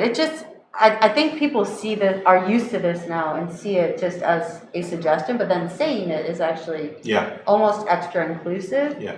I had a question from just the public, I guess. Yep. About like why we don't do the Zoom like we did in the pandemic. I don't have the answer. It's my understanding, Jen, excuse me, I Yeah. don't mean to interrupt you, but my understanding is we're not allowed to by the governor because Is that right? Oh, to participate, yeah, but I think like for the public, maybe that was, I was wondering if it was the same thing. It's on CATV. Right, they just can't comment. For something like a public hearing, it just seemed like it was great at increasing It access. was great during the pandemic. It was like the only great thing of the pandemic. But I think the governor took it away back a long time ago now. Oh, the public commentary through Yes. Zoom as well. Well, I mean, I think I thought it was the just a planning, forum, my but understanding could be is wrong. the planning, like, different boards have made different decisions. So the select board, I think, Alex, you know, when we came back from, you know, having to be, the state said, the governor said, you know, you now have to, a quorum is in person. This board said, yeah, we don't have the Yeah, we did staff just- or the you're right. technology. You are right. It's tech support to run Zoom, run the meeting, and since we have CATV, we're gonna do CATV, and we're not gonna staff a Zoom chat room. Joanna, you're right, I stand corrected. I think that's you're what we right. decided. You're right. That is what happened. We were strongly not in favor of it, as I recall. Yeah, I could see it being Because we have safety, technologically yeah. challenging. I think it would be cool to be able to invite a new way of accessing public comment, especially during the public hearings. That's. Yeah. I don't know if there's a simpler solution. We can keep talking about it. Yeah. Well, other thoughts on Carrie's? I mean, so 5 and 6 where it says business requiring discussion and business requiring action, I might get a little confused there, because sometimes there's discussion and action together, but I think you say that, but I guess. You can list, you can have both lists. Okay. First discussion and then kind of, and then the action. Are we parsing things too fine here? That was that other concern, because sometimes our agenda, of course, is like, you know, today is a pretty average agenda. I don't know, I'm just throwing it out there. I mean, I think I'm willing to try it and, you know, let's try it. and just, if it works, great, if it doesn't. I mean, we keep the flexibility, one of the things that jumps out at me is the Hanover Finance Committee appointments. So if we're discussing them up there, it seems very natural after we've discussed them for like 2 minutes to say, right, these 2 men are going to be appointed, all those in favor. And then Yes. I don't want In that 10 case- minutes later In that to, case, the flow is better. correct. So maybe you just put it down under business requiring action. Yep. And not in both places. I think you only put things under Yes. business requiring discussion where you expect significant Where you- discussion. And where you expect no vote. Right. That to me is the Especially if you have criteria. no vote. No vote, Yeah. yes. And can I ask it's similar, but maybe a little different than Joanna's question? Like on the one that we had the discussion and then we sort of had an action but no motion. Is it your experience that needs a motion, or what type of action are we taking? Because we're supposed to like collectively take an action, and I don't fully, understand Well, so what that means. I think we can figure, it's a good question, great question. I think we need to, my suggestion would be to see, let's go into our next meeting, try How are you feeling and about this? fit this in. If it works, it works. If it doesn't work, we'll And change then- it. Carrie is the secretary, so That's right. I think it's new and refreshing, excellent. Okay, much appreciated. Well, And I think we all do not ever wonder, I think we should take an oath that we will never go past 11 PM ever again, because anything that happens after 11 shouldn't happen, especially when we're starting at 7 now. that's profound. All right, thank you, Carrie. You're welcome. Let's move on. I'm really confused as to where we are. Donations, speaking of which, do you have the print? Yep. Oh, here they are, they're right in front of me. I just happen to be there.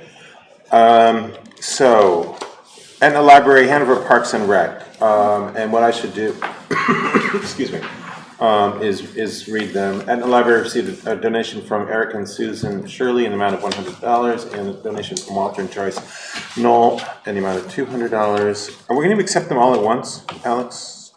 Or do we have to break them out? Yeah, I think we can do that, yes. A motion to accept all of them. Yeah, okay. Hanover Parks and Rec has received a donation from Hanover Consumer Cooperative Society in the amount of $200 to be used on the Appalachian Trail Sidewalk Project. Which actually looks really cool. I've forgotten about that. Could somebody remind me what that is? I can show it to you. Yeah, there's some I've very forgotten cool what it pictures. is. Yeah. It's the kids, people, I'm not sure they're The students. art class, like art people from Hanover High, It's like right outside. Painted the sidewalks. yeah. I By gotta the go down there and Black look at it. While you're looking that Recreation up, Jenny, I'm gonna keep going. Yeah, keep going, I'll just. Hanover Parks and Rec entertain you. Department has received a donation from the Black Moon Games for $250 and a donation from Roger Clarkson Realtors for $250 to support the 2023 Ultimate Frisbee League. So I move that we accept these wonderful donations from Eric and Susan Shirley, Walter and Joyce Knoll, the Hanover Consumer Cooperative Society, the Black Moon Games, and Roger Clarkson Realtors. Is there a second? All in favor? Aye. Thank you very much, wonderful people. Oh, it's not me. Moving to the consent agenda, there is a recommendation to adopt abatements as recommended by the Advisory Board of Assessors. Remember, folks, that what we do in this process is we accept, the Advisory Board of Assessors makes these recommendations, and we accept the recommendations. That is our role here. The review and approval of petition for a pole license, which is described in our packet. There are 4 poles going in the public way for a new construction in Etna, and classification of talent acquisition coordinator, general recruiter, full-time position.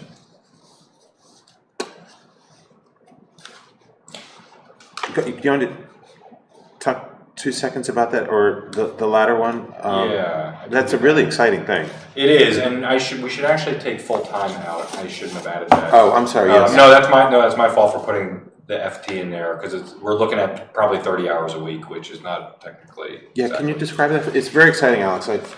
So there's a few pieces. Do you want me to give the context, and then it'll just be a little less when I do my report? Because it kind of fits into the other pieces. Just give context.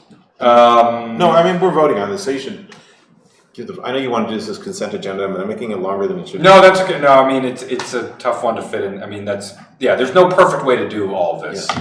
Yeah. So basically, the context is that over the last couple of weeks, we've had a couple conversations with a few of our departments as part of our retention and recruitment study. And there is, sort of alongside that, Pete Kalbaki and myself and a few others, basically there's a sort of timing question about looking at hiring in public works, specifically in highway, specifically for light and heavy equipment operators that do snow plowing. And basically we're starting very shortly coming to a point of no return, that if we don't hire people who already have CDLs, commercial driver's licenses, there won't be time to get someone into the program to get the CDL before winter. So we're getting close to that. It's sort of in the next month-ish. And so we've been, all of our kind of alarm levels keep going up every week and week. And so we kind of had a big conversation about that with a large percent of the Public Works Department. And we landed on a couple different things, which was one, making some changes to our critical staffing shortage policy, which I identify in the memo we can talk a little more about. Those are basically self-funded mechanisms that if there's a persistent vacancy in a position that is negatively impacting other staff, meaning that other people have to do somebody else's work because somebody's not in the position, that there's additional pay that goes towards those employees within that division until that position is filled again. And that's funded by the vacancy created by the position not being filled. And there's a few other pieces to that. There's a sign-up bonus. There's a few pieces that we're moving those numbers up slightly. The next piece is that we looked at reorganizing a few divisions and positions within the Department of Public Works. This is actually going to make the department match a little bit better how they actually operate, which is good. And it's also part of consolidating a little bit like we did with administrative services. We just have a lot of pieces on the game board and trying to bring those together and group them a little bit better. So instead of having 7 divisions of Public Works, we'll have 4, and it will help people work together a little bit better. And then the last piece of this was holding one of those positions that is currently vacant, to hold that vacant for another 6 months. This is not one of the highway positions. This is a management position. And to use that money to pay for a recruiter, or what we're calling a talent acquisition coordinator. That idea came up because apparently recently Dartmouth College has hired a person into that role, and that has worked very well, is the feedback that I have gotten. And so we talked about that, looked at some job ads of some other organizations in the area and things of that nature, and we decided to create that, to save that money and create this position. So this is the goal of this person is going to be working. They're going to be on a 6-month contract is the plan, for about 30 hours a week, a sort of flexible hybrid schedule, and like their basically only goal, not exactly, but to oversimplify slightly, would be to fill every open position that we have. I don't think we're going to get to that goal, but set the goal. And even if we fall a little bit short, to really push in that direction. And this is, we have 8 or 7 vacancies in Public Works and a handful of others, and most of the vacancies that we have been vacant for a while.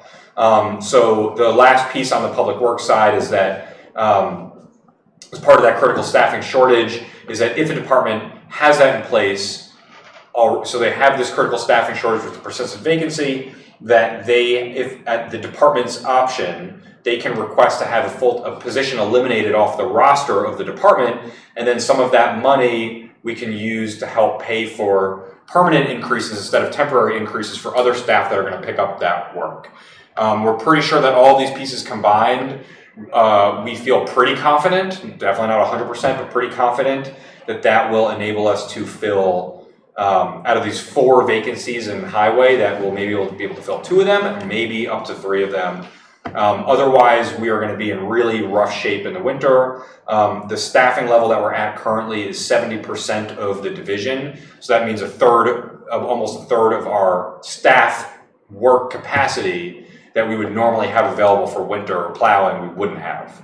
And we are a little nervous about that. So that's the explanation of the whole thing. The classification that we created is grade 17 for up to 30 hours a week. And they're going to report to Human Resources. We're going to see how it goes for 6 months. Maybe we'll end up loving it and want to keep the position, maybe not. Maybe we end up sharing it with another town. But the expectation when we do the hiring will be basically on a contract basis. Do you think there's somebody out there who will do a 6-month temp job, 30 hours a week for talent acquisition? Hopefully. Okay. Especially with a flexible schedule and, it is possible not, but No, it's just, that's the hope, because I don't think we're not at a point, I certainly don't feel like at a point yet where I feel like we could make that a permanent position. If we did that and we lined up a few towns that were able to pay us to take advantage of those services, then I think we could slide it into full-time and use the revenue to offset that. Yep. But we're just not sure. So, I mean, it's a good... Yeah, and that last point you just said there, I'm sure there's, if we get this working and it works, Right. I'm sure the person has extra capacity, which is, there's a lot of ifs here. Right.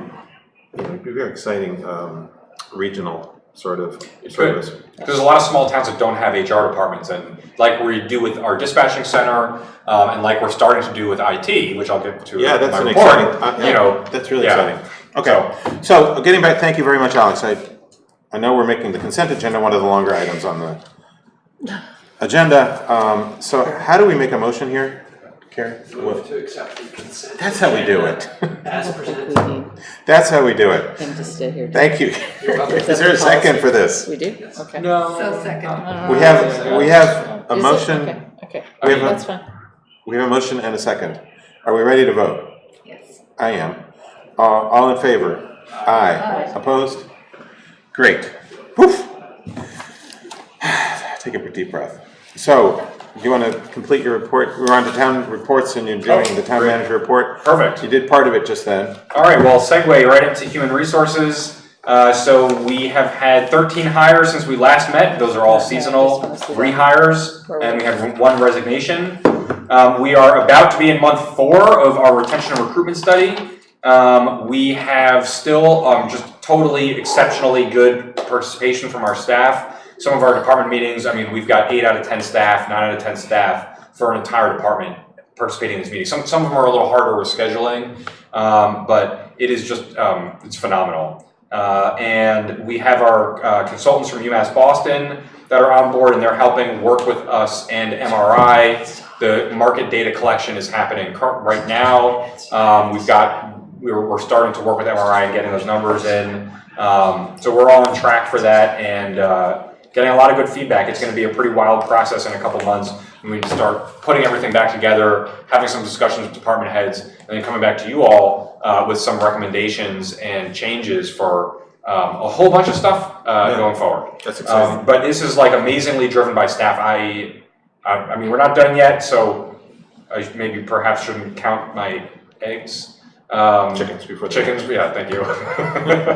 But it's just it's really great, and we've gotten some really nice feedback from staff about it. So the thinking is that this will be wrapped up by October or something? Yes. So the goal is that this will get wrapped up by September, October, and then feed right into beginning the budget process. Excellent. Yep. So we've got a little bit of a tight timing, but fingers crossed. Talked about the critical staffing shortage, talked about the job classification. So next is the Woodstock IT services. So starting August 1st, our IT department will be providing IT services to the town of Woodstock, Vermont. So this is something we're pretty excited about. You may remember that we put some money in the budget this year with the potential of this project happening so that we could have the revenues and expenses match out properly. The town of Woodstock did put out an RFP. We responded. We won that award. And we'll be beginning that next week. Oh, that's soon.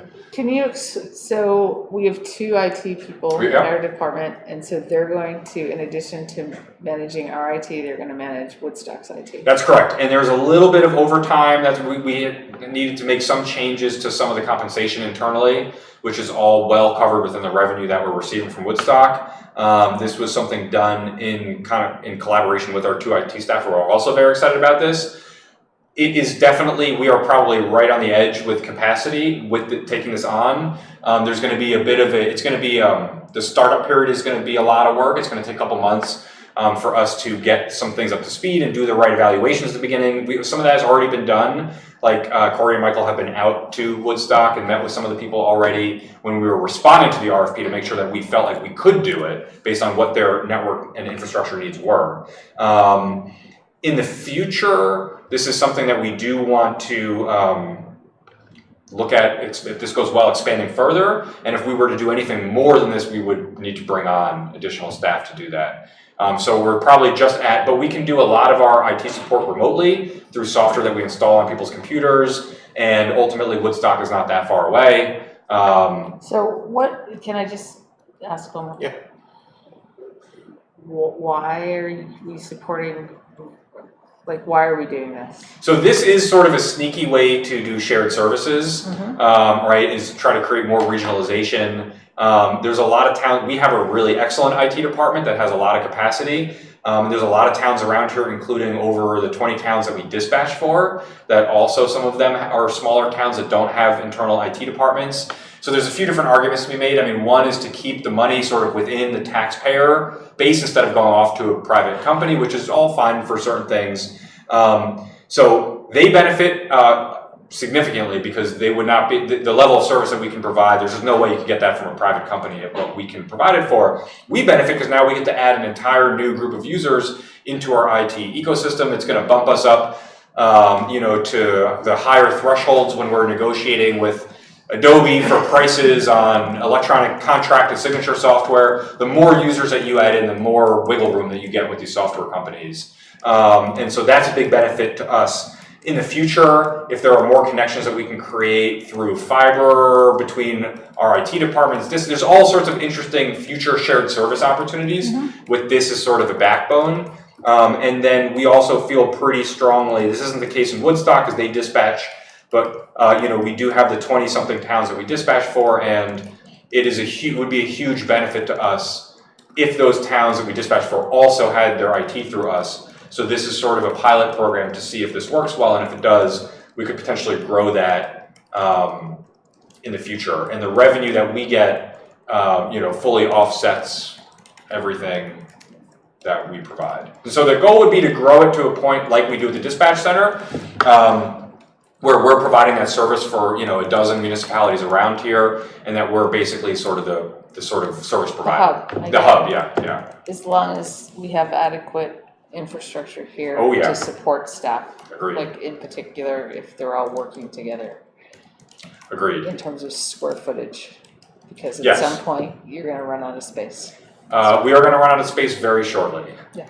Yes. So, which is a cost that's, Right, so, that is true. anyway. Yeah, I think it's very exciting and a great opportunity. And most of this, as you said a little while ago, other than the installation, most of the IT support is done remotely. So, Right. they'll Yeah, I agree that it's exciting. And if you think about what we do on the school side, we have significant tuition revenue. It's $3 million a year. So if you add up all the different pieces, we are kind of a regional administrative. Right. But I would respectfully suggest that in addition to cost recovery, there should be some relief of overhead expenses, your time, et cetera. So I think maybe that should be. That's in there. That's it. Yep. The indirect costs. Yes, yes. Yeah. So it's not a one-to-one for just our staff time that are providing IT services. So it's a bit of an estimate because we're not exactly sure what it's going to take this year, and then it's a 1-year contract with a 3-year renewal term. And so the idea is that once we're at the 9 months of this year, we'll have a better sense of how close we were from a kind of revenue estimate standpoint, and we'll adjust that. And totally agree that we're not sending any money out to provide this. And hopefully it brings us closer together with them as a potential partner in other things. And if we can do that with other towns nearby, it just, increases the likelihood that we could work together in other areas. Sorry, still me. Mink Brook Housing and Conservation FAQ. So I circulated a document to the select board. We had decided to not publish that document just because it was still a draft, and hopefully, I know Carrie sent a few edits and questions, and if there's any others, I can work with Rob this week on. Basically, I think it's pretty close. Hopefully, I have a couple of thoughts too. I think what you got is great. Just so the board knows, the plan here is to, and I sent everybody who has sent the town a letter or an email. I did respond to, at least I hope I did. I hope I captured everyone, saying that the process of looking at the Mink Brook MBCF community forest as a location for development of workforce housing is a project which is being contemplated. We are nowhere near any sort of planning stage. We don't know what it's going to look. We have not envisioned what it's going to look like. We don't know how many units are going to be there, and we want the public to have multiple opportunities to have input in this process. And we're trying to make it as easy to get that information as possible, which is why Alex is putting this together. Going to put it up on the website soon, not when it's ready. We don't want a rough draft up there. That doesn't serve anyone very well. And the public, in that document, I would envision, or in that website, I would envision that the public will be able to go there, get information, find out what it's all about, find out when meetings are happening and when they are able to have input into the process. So that's the hope moving forward. We've had a lot of input so far, and it's all much appreciated, and we're going to keep moving in that regard. That's why we're doing this. Thank you for getting that going, Alex. Sure. So, I don't know if we wanted to go through any of those edits tonight or not. I don't think or we if people need just want to send them in. I mean, I think most of the ones that I Let's got just- are pretty straightforward. Like it's mostly Yeah. language, not we didn't So- miss the mark hugely in some. No, I don't think you missed the mark hugely. I think you did very well with the mark. But we can, this is sort of a same question we had with the minutes. We can make suggestions to you, but not, directly to me, and then if I'm concerned and I'll reach out to you, Athos, and we can figure out what to do from there. Yeah. But I don't think that's the case. okay, All I'm right, trying to so think I don't think I've looked at them. they're good. Take a look at them. yeah, especially if there's other questions that any of you have heard that we should include. I just want to make sure I'm not missing a question. Yep. That's well, that's one of the main things. All right, rates and fee, CIP we already went through. Rates and fees we already went through. Downtown Hanover. Wait, when So- you say missing a question from the public Yeah. about that, about that development? Yeah, so Yeah. he's requesting, he's soliciting from us more questions to put in Okay. The FAQs. question I hear is just what's the underlying value that we're giving up, and if that has been looked at in terms of like a return on investment. Like To just do like- workforce housing versus market rate. No, she's saying I whether think we're that's what giving she up said. 5 acres of Yeah, like what the forest. value of that land is. Like that's the question that I hear. I mean, if you wanna know what questions I hear, that's the Sure. question that I hear. Great, that's a good question. Yeah. Of course, you have to define value, and it's not just Yeah. monetary, that's the problem. Right. But Is that a question that I mean? How do you answer that? I would answer it, what is value? It's not just money. It's not about the value of the housing, it's just of the underlying, you know, The like property. what's the, The estimated cost of, if we were to put that up on, for sale, 5 acres for sale. Yeah. What is the value? Yeah. I mean, it's kind of like, well, if It's we not- put the 265 acres out for sale, Right, that was my point. what's the value? Yeah, And we bought it yeah, for a couple million, and there's 5 acres in there, and we sold the house for 600,000, you know, I mean, that was just the package. yeah, so maybe it can be answered in different ways. But I think being transparent about like what either the expenses were for the land, and therefore this is like, this was the cost to our town versus the, you know, That's a good, the cost that, you know, whatever, the opportunity cost of the land, Yeah. whatever you wanna call it, maybe have both of those numbers, because they're both like different ways of looking at it, and people just wanna know that answer. Yeah, that's a great. I don't think it necessarily comes with, I don't think a value judgment needs to be baked Yeah. into every number, Yeah. to have it be there, to have a like discussion about it. Agree. I think, Try to work with something yeah, there, yeah. yeah, those are great yeah, suggestions. like what did we buy it for? What did we buy it for? Why? Yeah, right. And I think You've that's got why our are we doing public. this? Right.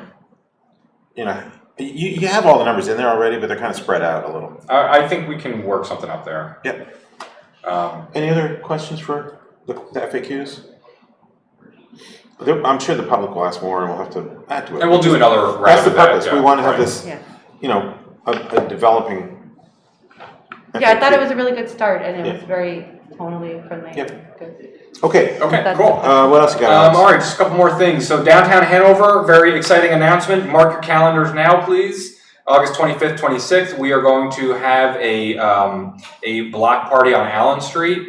So we're looking at closing Allen Street from Main Street to the entrance to our parking lot. This is one of 2 new events that we're doing through Parks and Rec this year in partnership with Downtown Hanover and the Upper Valley Business Alliance. And so we're still working out the schedule a little bit, but there's going to be some sort of music-based performance Friday night, and then there's going to be something during the day on Saturday. It's going to be, I think the goal is to have it a little more younger crowd focused Friday night and a little more family focused Saturday during the day. Parks and Rec's definitely the experts about right audiences in town and all that stuff. And so we are working with so that is in the works for August. And we're also going to be doing another event in October that'll be new, but we don't have all the details worked out yet, but it will definitely be Halloween themed. So get your Halloween costumes ready. And then we're going to continue this Home for the Holidays that we've done for 4 or 5 years now in the winter. And so the idea is to do something like this at least once a season. So we're going to get a summer season, a fall season, and a winter season in this year. And the goal is not only to have fun and activate some of these public spaces in the downtown, show people that, some of these roads can be something perhaps of a higher use than for driving down or parking on, and also, well, I guess that was the last point, which is to think about that and the implications for how we use public space in the future. And do we want to keep Allen Street as a road? Do we want it as something else? What are our plans? And so we're going to be definitely looking into how traffic flow, how people use the space during the event, and try to understand, was it a better use to have it closed, basically, and how did that impact the community, positive or negative? And we're very excited about that, both of those. We also have some new marketing kind of campaigns that we're doing. I included a few examples of the posters that we drew up in the packet. We are printing a bunch of those to put on, so there's one that advertises that meter parking is always free after 5 and on Sunday, which not everybody realizes. Another that we've got more than 2 dozen restaurants within 2 blocks. Another that you're on the Appalachian Trail when you're in the downtown. And then the other advertising this event on the last Friday, Saturday of August. And we use that language so that we could reuse the printing next year if we have the event at the same time. There's going to be a bunch of those that are going to go on the light pole banners around town. And then we're also, the UVBA has generously donated printing a whole bunch of them as well. And so those business owners could put them up in their storefronts too. And so excited about that. Just putting a little bit of branding. And again, I mean, we've only been meeting with businesses for, I think Nancy, you were in some of the early ones for 6 months or something like that. And we've got a lot of really good stuff in the works. And next on the good stuff in the works is, there is a new visitor and tourism website that businesses have been working on that was in part sparked by some students at Dartmouth.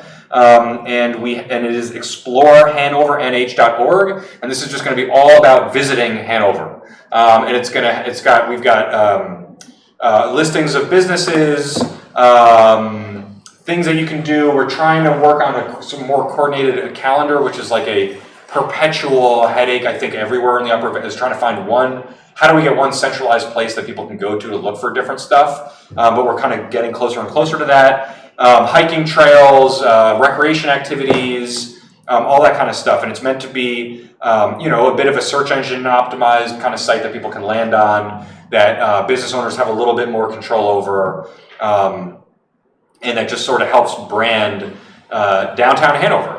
And we've been using branding, actually, that was part of the Downtown Marketing Alliance from 20 years ago, maybe, which is sort of this skyline of different Hanover buildings, which I think is so we sort of revived that a little bit, and that's what's on the posters and what's on the website. So a lot of business owners have been putting in a lot of time there as well. Next, which we've talked about a little bit, is the park outside of Town Hall. We've got some tables coming in shortly. We're just waiting on these ADA tables so we can put all the right tables out at the same time. The grass has grown in really nicely. And it already, it's just, without the hedges there, it's just so nice. They were tired. Yeah, they were. It's much more open and airy, and we've got some plans for next year as well. Okay, so moving on is just a couple short things from the recent storms. Overall, I just wanted to include a short update. Obviously, Hanover was not hit as hard as many of our neighbors, especially over the river in Vermont. We have had a number of staff that have gone over. Actually, I've got a few pictures in here from our fire department, which is part of a regional search and rescue team. They were doing swift water rescues for several days in Vermont, helping people that were stuck, which is really amazing. It's also a really good training opportunity for them to get out to do that stuff. Obviously very valuable for those folks as well. Our Public Works and Fire don't think that we got damaged enough that it's going to rise us over the threshold for federal reimbursement. We did have some damage on Stevens Road. That road is almost fully restored, and then a few other small ones. But it wasn't terrible. But I will give a big thanks to our staff, our fire staff, and a bunch of others. Our tax assessor was out for a couple days helping because he's got some heavy equipment at home and was helping some towns in Vermont. Public Works, obviously, we have to take a moment to thank Public Works because a lot of the flooding happens because the storm water in the river, it just is too, I mean, it doesn't matter how well cleared your drains are. However, a lot of flooding occurs because drains are not well cleared, but in Hanover, they are super on top of that. And they are really the first line of defense against flooding by keeping our storm drain system operating at peak efficiency. So definitely a big thanks to everybody for that. And I know that Vital Communities has been, and a bunch of organizations, if you are interested in volunteering or donating to some of the communities that were harder hit by some of the floods, Vital Communities and some others have ways that you can donate and volunteer, get plugged in to donate your time. So if anybody's listening to this and does want to do that, there are opportunities out there. A couple other quick updates. There's just a letter from Norm, our assessor, which is sort of the state, like kind of closing out our 2021 reval. Everything was kind of given thumbs up there, which is nice because I know that was not here for it, but revals are, I mean, it's not an easy process. So I know Norm is happy to have that sort of buttoned up a little bit. Next is that we had a solar tracker that we were planning to put at Etna Library. There was some last minute maybe confusion or pushback, or I'm not exactly sure the process that went into getting the solar tracker identified there, but we do have it and we do have the company and we want to put it in. And so we did find another location that was suitable, which is at the Etna Fire Station. It's a good spot sun-wise. And there's only one house. Public Works did attempt to try to contact the person. It's on the market right now, though we haven't gotten in touch with anybody. There is one property that's adjacent to it, but there's it's a bit of a slope and there's some trees, and it's going to be facing, the panel faces the other direction. And so in the summertime, it sounds like that one property might see a little bit of the top of the panel, and in the winter they'll see through the tree a little bit more. But that's the only impact to any surrounding properties. So we are moving kind of full steam ahead, getting that installed there. Next is one of the things that we talked about when I came on board here was making sure that I plugged into sort of professional development opportunities. And that's something that I'm encouraging all of our staff to do, and we've been getting people into some different programs. And Ellen and I have been talking about some of that on her end, as well, doing some of the government GFOA and NHMA stuff. And so there's a bunch of different things out there, and the one I chose was ICMA's High Performance Leadership Academy. So this is a 3-month program that is fully remote. It is with probably several hundred other managers and department heads from towns across the world, although I think most of them are in the US. You get put into like a 15-person group and you work for 3 months through a bunch of different topics. So that is starting, we had sort of an orientation last week and then it's starting next week. And that is something that I'm excited about because I just love having these meetings with other towns and other managers and getting to hear what they're working on and share what we're doing. Like there's just always so much value that comes from those. So that is, I think the way that we had negotiated it in my contract was that I have to do professional development, but also I was glad to have the support from the select board to do that because I think it's really important. And I've been encouraging department heads and staff to do as much of that as possible as well. And then there is an ICMA conference in September that I was selected by the New Hampshire Municipal Management Association to represent New Hampshire. And I will do my best only 1 year in, which is there's like a half-day session called the Manager's Role in Leading Change. And there's basically 2 managers from every state. I think they have 40 states so far that are participating in the session that are doing this. And so I feel lucky to get to do that for New Hampshire. And perhaps I'll run into some of my colleagues from New Jersey there on their end, and we can battle over whose state is the best. But that is just another great opportunity to get to interact, share what we're working on. And for example, with our CIP committee, that was conversation with a handful of other managers about what they do, and it's really valuable to get some of that information from others. So Hanover is hopefully well represented in all of these, and that's my report. Are you concerned you're going to need a longer beard? A longer beard to be in Austin? To represent the state. Oh, to represent New Hampshire. Yeah, I could. Give me 2 weeks. Okay. That's all it takes. Thank you very much, Alex. I skipped over because I got very confused during the middle of the agenda. Maybe having a different agenda will be better for us. I forgot to, item number 9, approval of minutes from June 26, 2023. I'm reviewing them again. right now, and I have no issues. Does anyone have any issues with the minutes of June 26th, which was our Marathon meeting. meeting? So thank you to the minute taker for hanging in there with us. I actually think the one thing that I might suggest, and I'm not sure it was in here. Oh, I guess it is in here. It has the That's right. times. It has the times. Okay, fine. Yes, it does have the times, just to show that we earn our incredibly high pay, which is sarcastic. But what doesn't, Appreciatively sarcastic. but you know what's interesting? What, The Joanna? board entered non-public session at 11:04, We may have. We were in it for a long time. but we didn't, so I wonder. Oh, we need to add when we exit When we it. exit it. Can we add to I this, wasn't please? there. Yeah, you were there. It was 12:20, plus or minus Okay. 2 minutes. 12:20. That would be 0020 in 24-hour clock. I move that we, does anyone have any? With I don't that have any. exception. I move we adopt the minutes as presented with that one addition of the time. I'll second that. Oh, go ahead. All in favor? Aye. Opposed? Okay, sorry about moving around. So let's do select board reports. Joanna? The Sustainable Master Plan Committee had a meeting last Tuesday. Worked our way through the transportation chapter. It should be posted. We have another meeting next week, next Tuesday at 5 p.m. here in this room. We're hoping that we're going to be reviewing the economic vibrancy chapter, I think it is. We're slowly but surely getting through it. It's coming together. There's been pretty good engagement. Anything to add? Nancy was there with us. Great. I have nothing to report. Nancy? I have nothing to report. Carrie?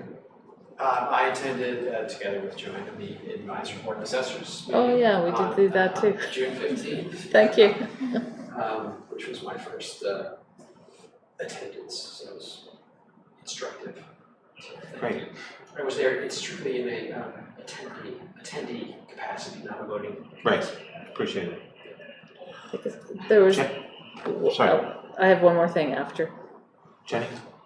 Oh, I wanted to, I mean, I know you're gonna be a little upset with me, but circling back to the safety committee because it's representing Hanover Bike Walk. Just one of the recommendations was addressing the idea of a southbound bike lane. And it seems like it was responding to a bike walk request, but we were never asking for a southbound bike lane. So I just I want to make it clear, I had a good conversation with Alex, so he knows it's about like when this gets resurfaced to make sure that that northbound bike lane, and this is something we hear a lot about, is that full 5 feet so that people are safely away from the curb and the guardrail. And that can really only be done cost effectively, like when we're resurfacing. So we're really only talking about between Park and Reservoir, not the intersections. And then the second is the striping so that there's sort of fair warning, which by like MUCDO standards in front of a roundabout is like 100 feet before you merge into the vehicular lane, rather than whatever it is right now. It's like 15 or 20. Okay. Yeah. Jenny, I have a question about that. Do you know, So it's more like. was that going to decrease the size of the travel lanes? It can be done different ways. So our feedback is that bike lanes should be at standard and not substandard. Understood. Yeah, so it can be, the whole crown can be shifted over so that the travel lanes are the same. Right, that's my question. So Yeah, bike lane or by southbound. MUCDO standards, the vehicular travel lanes, I think right now are 11 feet. And I think they like them that way because of the speed limit. But in town, you're allowed to reduce those down to 9 feet if you want to, which no one would do on that road. But so there are different ways to do that. That was my. Is that your? That is my question. Yeah, so Meaning, I think like the more standard way to do it would be to shift the crown over and just make sure that there's the right allowance for the thing that's actually the bike lane versus. Yeah, no, you can't, but you can't do that because you have the southbound fog line is like, 6 inches at most. I'm not an engineer, I'm not challenging you, nor, I agree, I mean, I bike that all the time, I'm gonna bike it tomorrow morning at 6:10. going south, and then in the evening I'll go north. Yeah, there's not a bike lane on the south side, there's No, just not- the no, shared use path. My only question is, I assume by that recommendation, you're recommending that the travel lane be shrunk, because you can't move the crown. We've been told by DPW that they could do it if they were able to shift the crown, they can only shift the crown when they're resurfacing the road. I think when we so- resurface it, we can move the center line. Is that your question? And I mean, But there's no room maintain the to, lane. there's no room to The move. southbound side would shrink There'd to, be no lane. the there'd be gutter. basically no shoulder on, there'd be a Right now, smaller there's like- shoulder. There's Right a now, there's shoulder. like a foot. Yeah, there's like a foot or two. It's not even it's like 16. Anyway, I'm not gonna argue, we'll go out with the ruler sometime. Thank you for clarifying that. Yeah, so that's important, and we get a lot of, we Yeah. have some basically adaptive cyclists too, who have a real hard time with that, particularly coming out of that park intersection next to the guardrail. The park intersection next to the guardrail. Yeah, heading north, coming from Park and Lime, there's a guardrail on the hill down in the curve, and the lane is not 5 feet. Oh, yeah, I know what you mean. So it's very, it's just really tricky, especially, as you know, half the bike lane gets filled up with the drainage gravel and stuff. So, but you really just can't be adjacent to a wall, is really what the issue is, because it's substandard. So I want to just note that. The other thing, I've already gotten people from the Bike Walk Committee very excited about the August 25th, 26th event, Alex, that you mentioned. Excellent. And someone already proposing, we haven't talked about it at the meeting yet, so I don't know how much volunteer we have for it, but they're hoping maybe to do like a bike ballet, if people are interested in that. So, A, what is that, and B, yes. What? What? What? Oh, it's just like you help people park their bikes. So we just need valet. a Oh, valet, okay, I had heard ballet, which I also I would think would be also like great. to do a ballet, Yeah. but I'm not that good I- yet. Athos and Well, Hausman with their bicycles Yeah. dancing. We're only gonna accept a ballet and not a ballet. Yeah, we'll have to get what is that 70s movie where Have they you do seen that? these? It's really Yeah, good. there's people who do dancing on bikes. It's Yeah, amazing. it's quite Yeah, good. Jenny, if there's someone who wants to participate in the event somehow, just have them reach out to me or to Liz at Parks and Rec. Yeah. And then we can plug someone into the planning. Yeah, I'll find out how serious. Okay. There's a meeting And then, in 2 weeks. And Still North reminded me this month, because they have a great display about Disability Pride Month, which is July, that back in March, we sent a letter about Disability Awareness Month, and we're really hoping that the town will consider getting an active wheelchair sign. There were sort of two requests. One is like, really think about these raised crossings like we have on Allen Street again, a lot of Allen Street talk, like where you have to go up, the vehicles go up to use the street rather than the wheelchair going down and creating like the ice and the problems and making it harder to cross. But that active wheelchair, it strikes me, we just got a whole bunch of new signs all over our sidewalks. We got a whole bunch of new signs for parking that are actually in high vis, which is interesting because no one's crossing, it's just a car parking. But to switch that, visiting all these like colleges with my kids, one of these things that really stands out to me is when you see that active wheelchair sign, you know that they thought about creating an inclusive environment.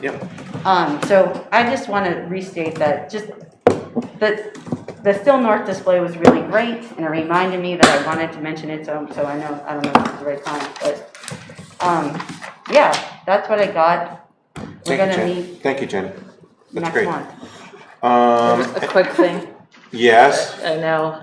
I just wanted to say that, I think I said it before, but trustees of trust funds met. Oh. No, we didn't, because we met at 7 a.m. after our 12 Oh, yeah. conclusion. So the trustee of trust funds met here and reviewed the trust funds, and there was an extensive conversation about the Percent funds.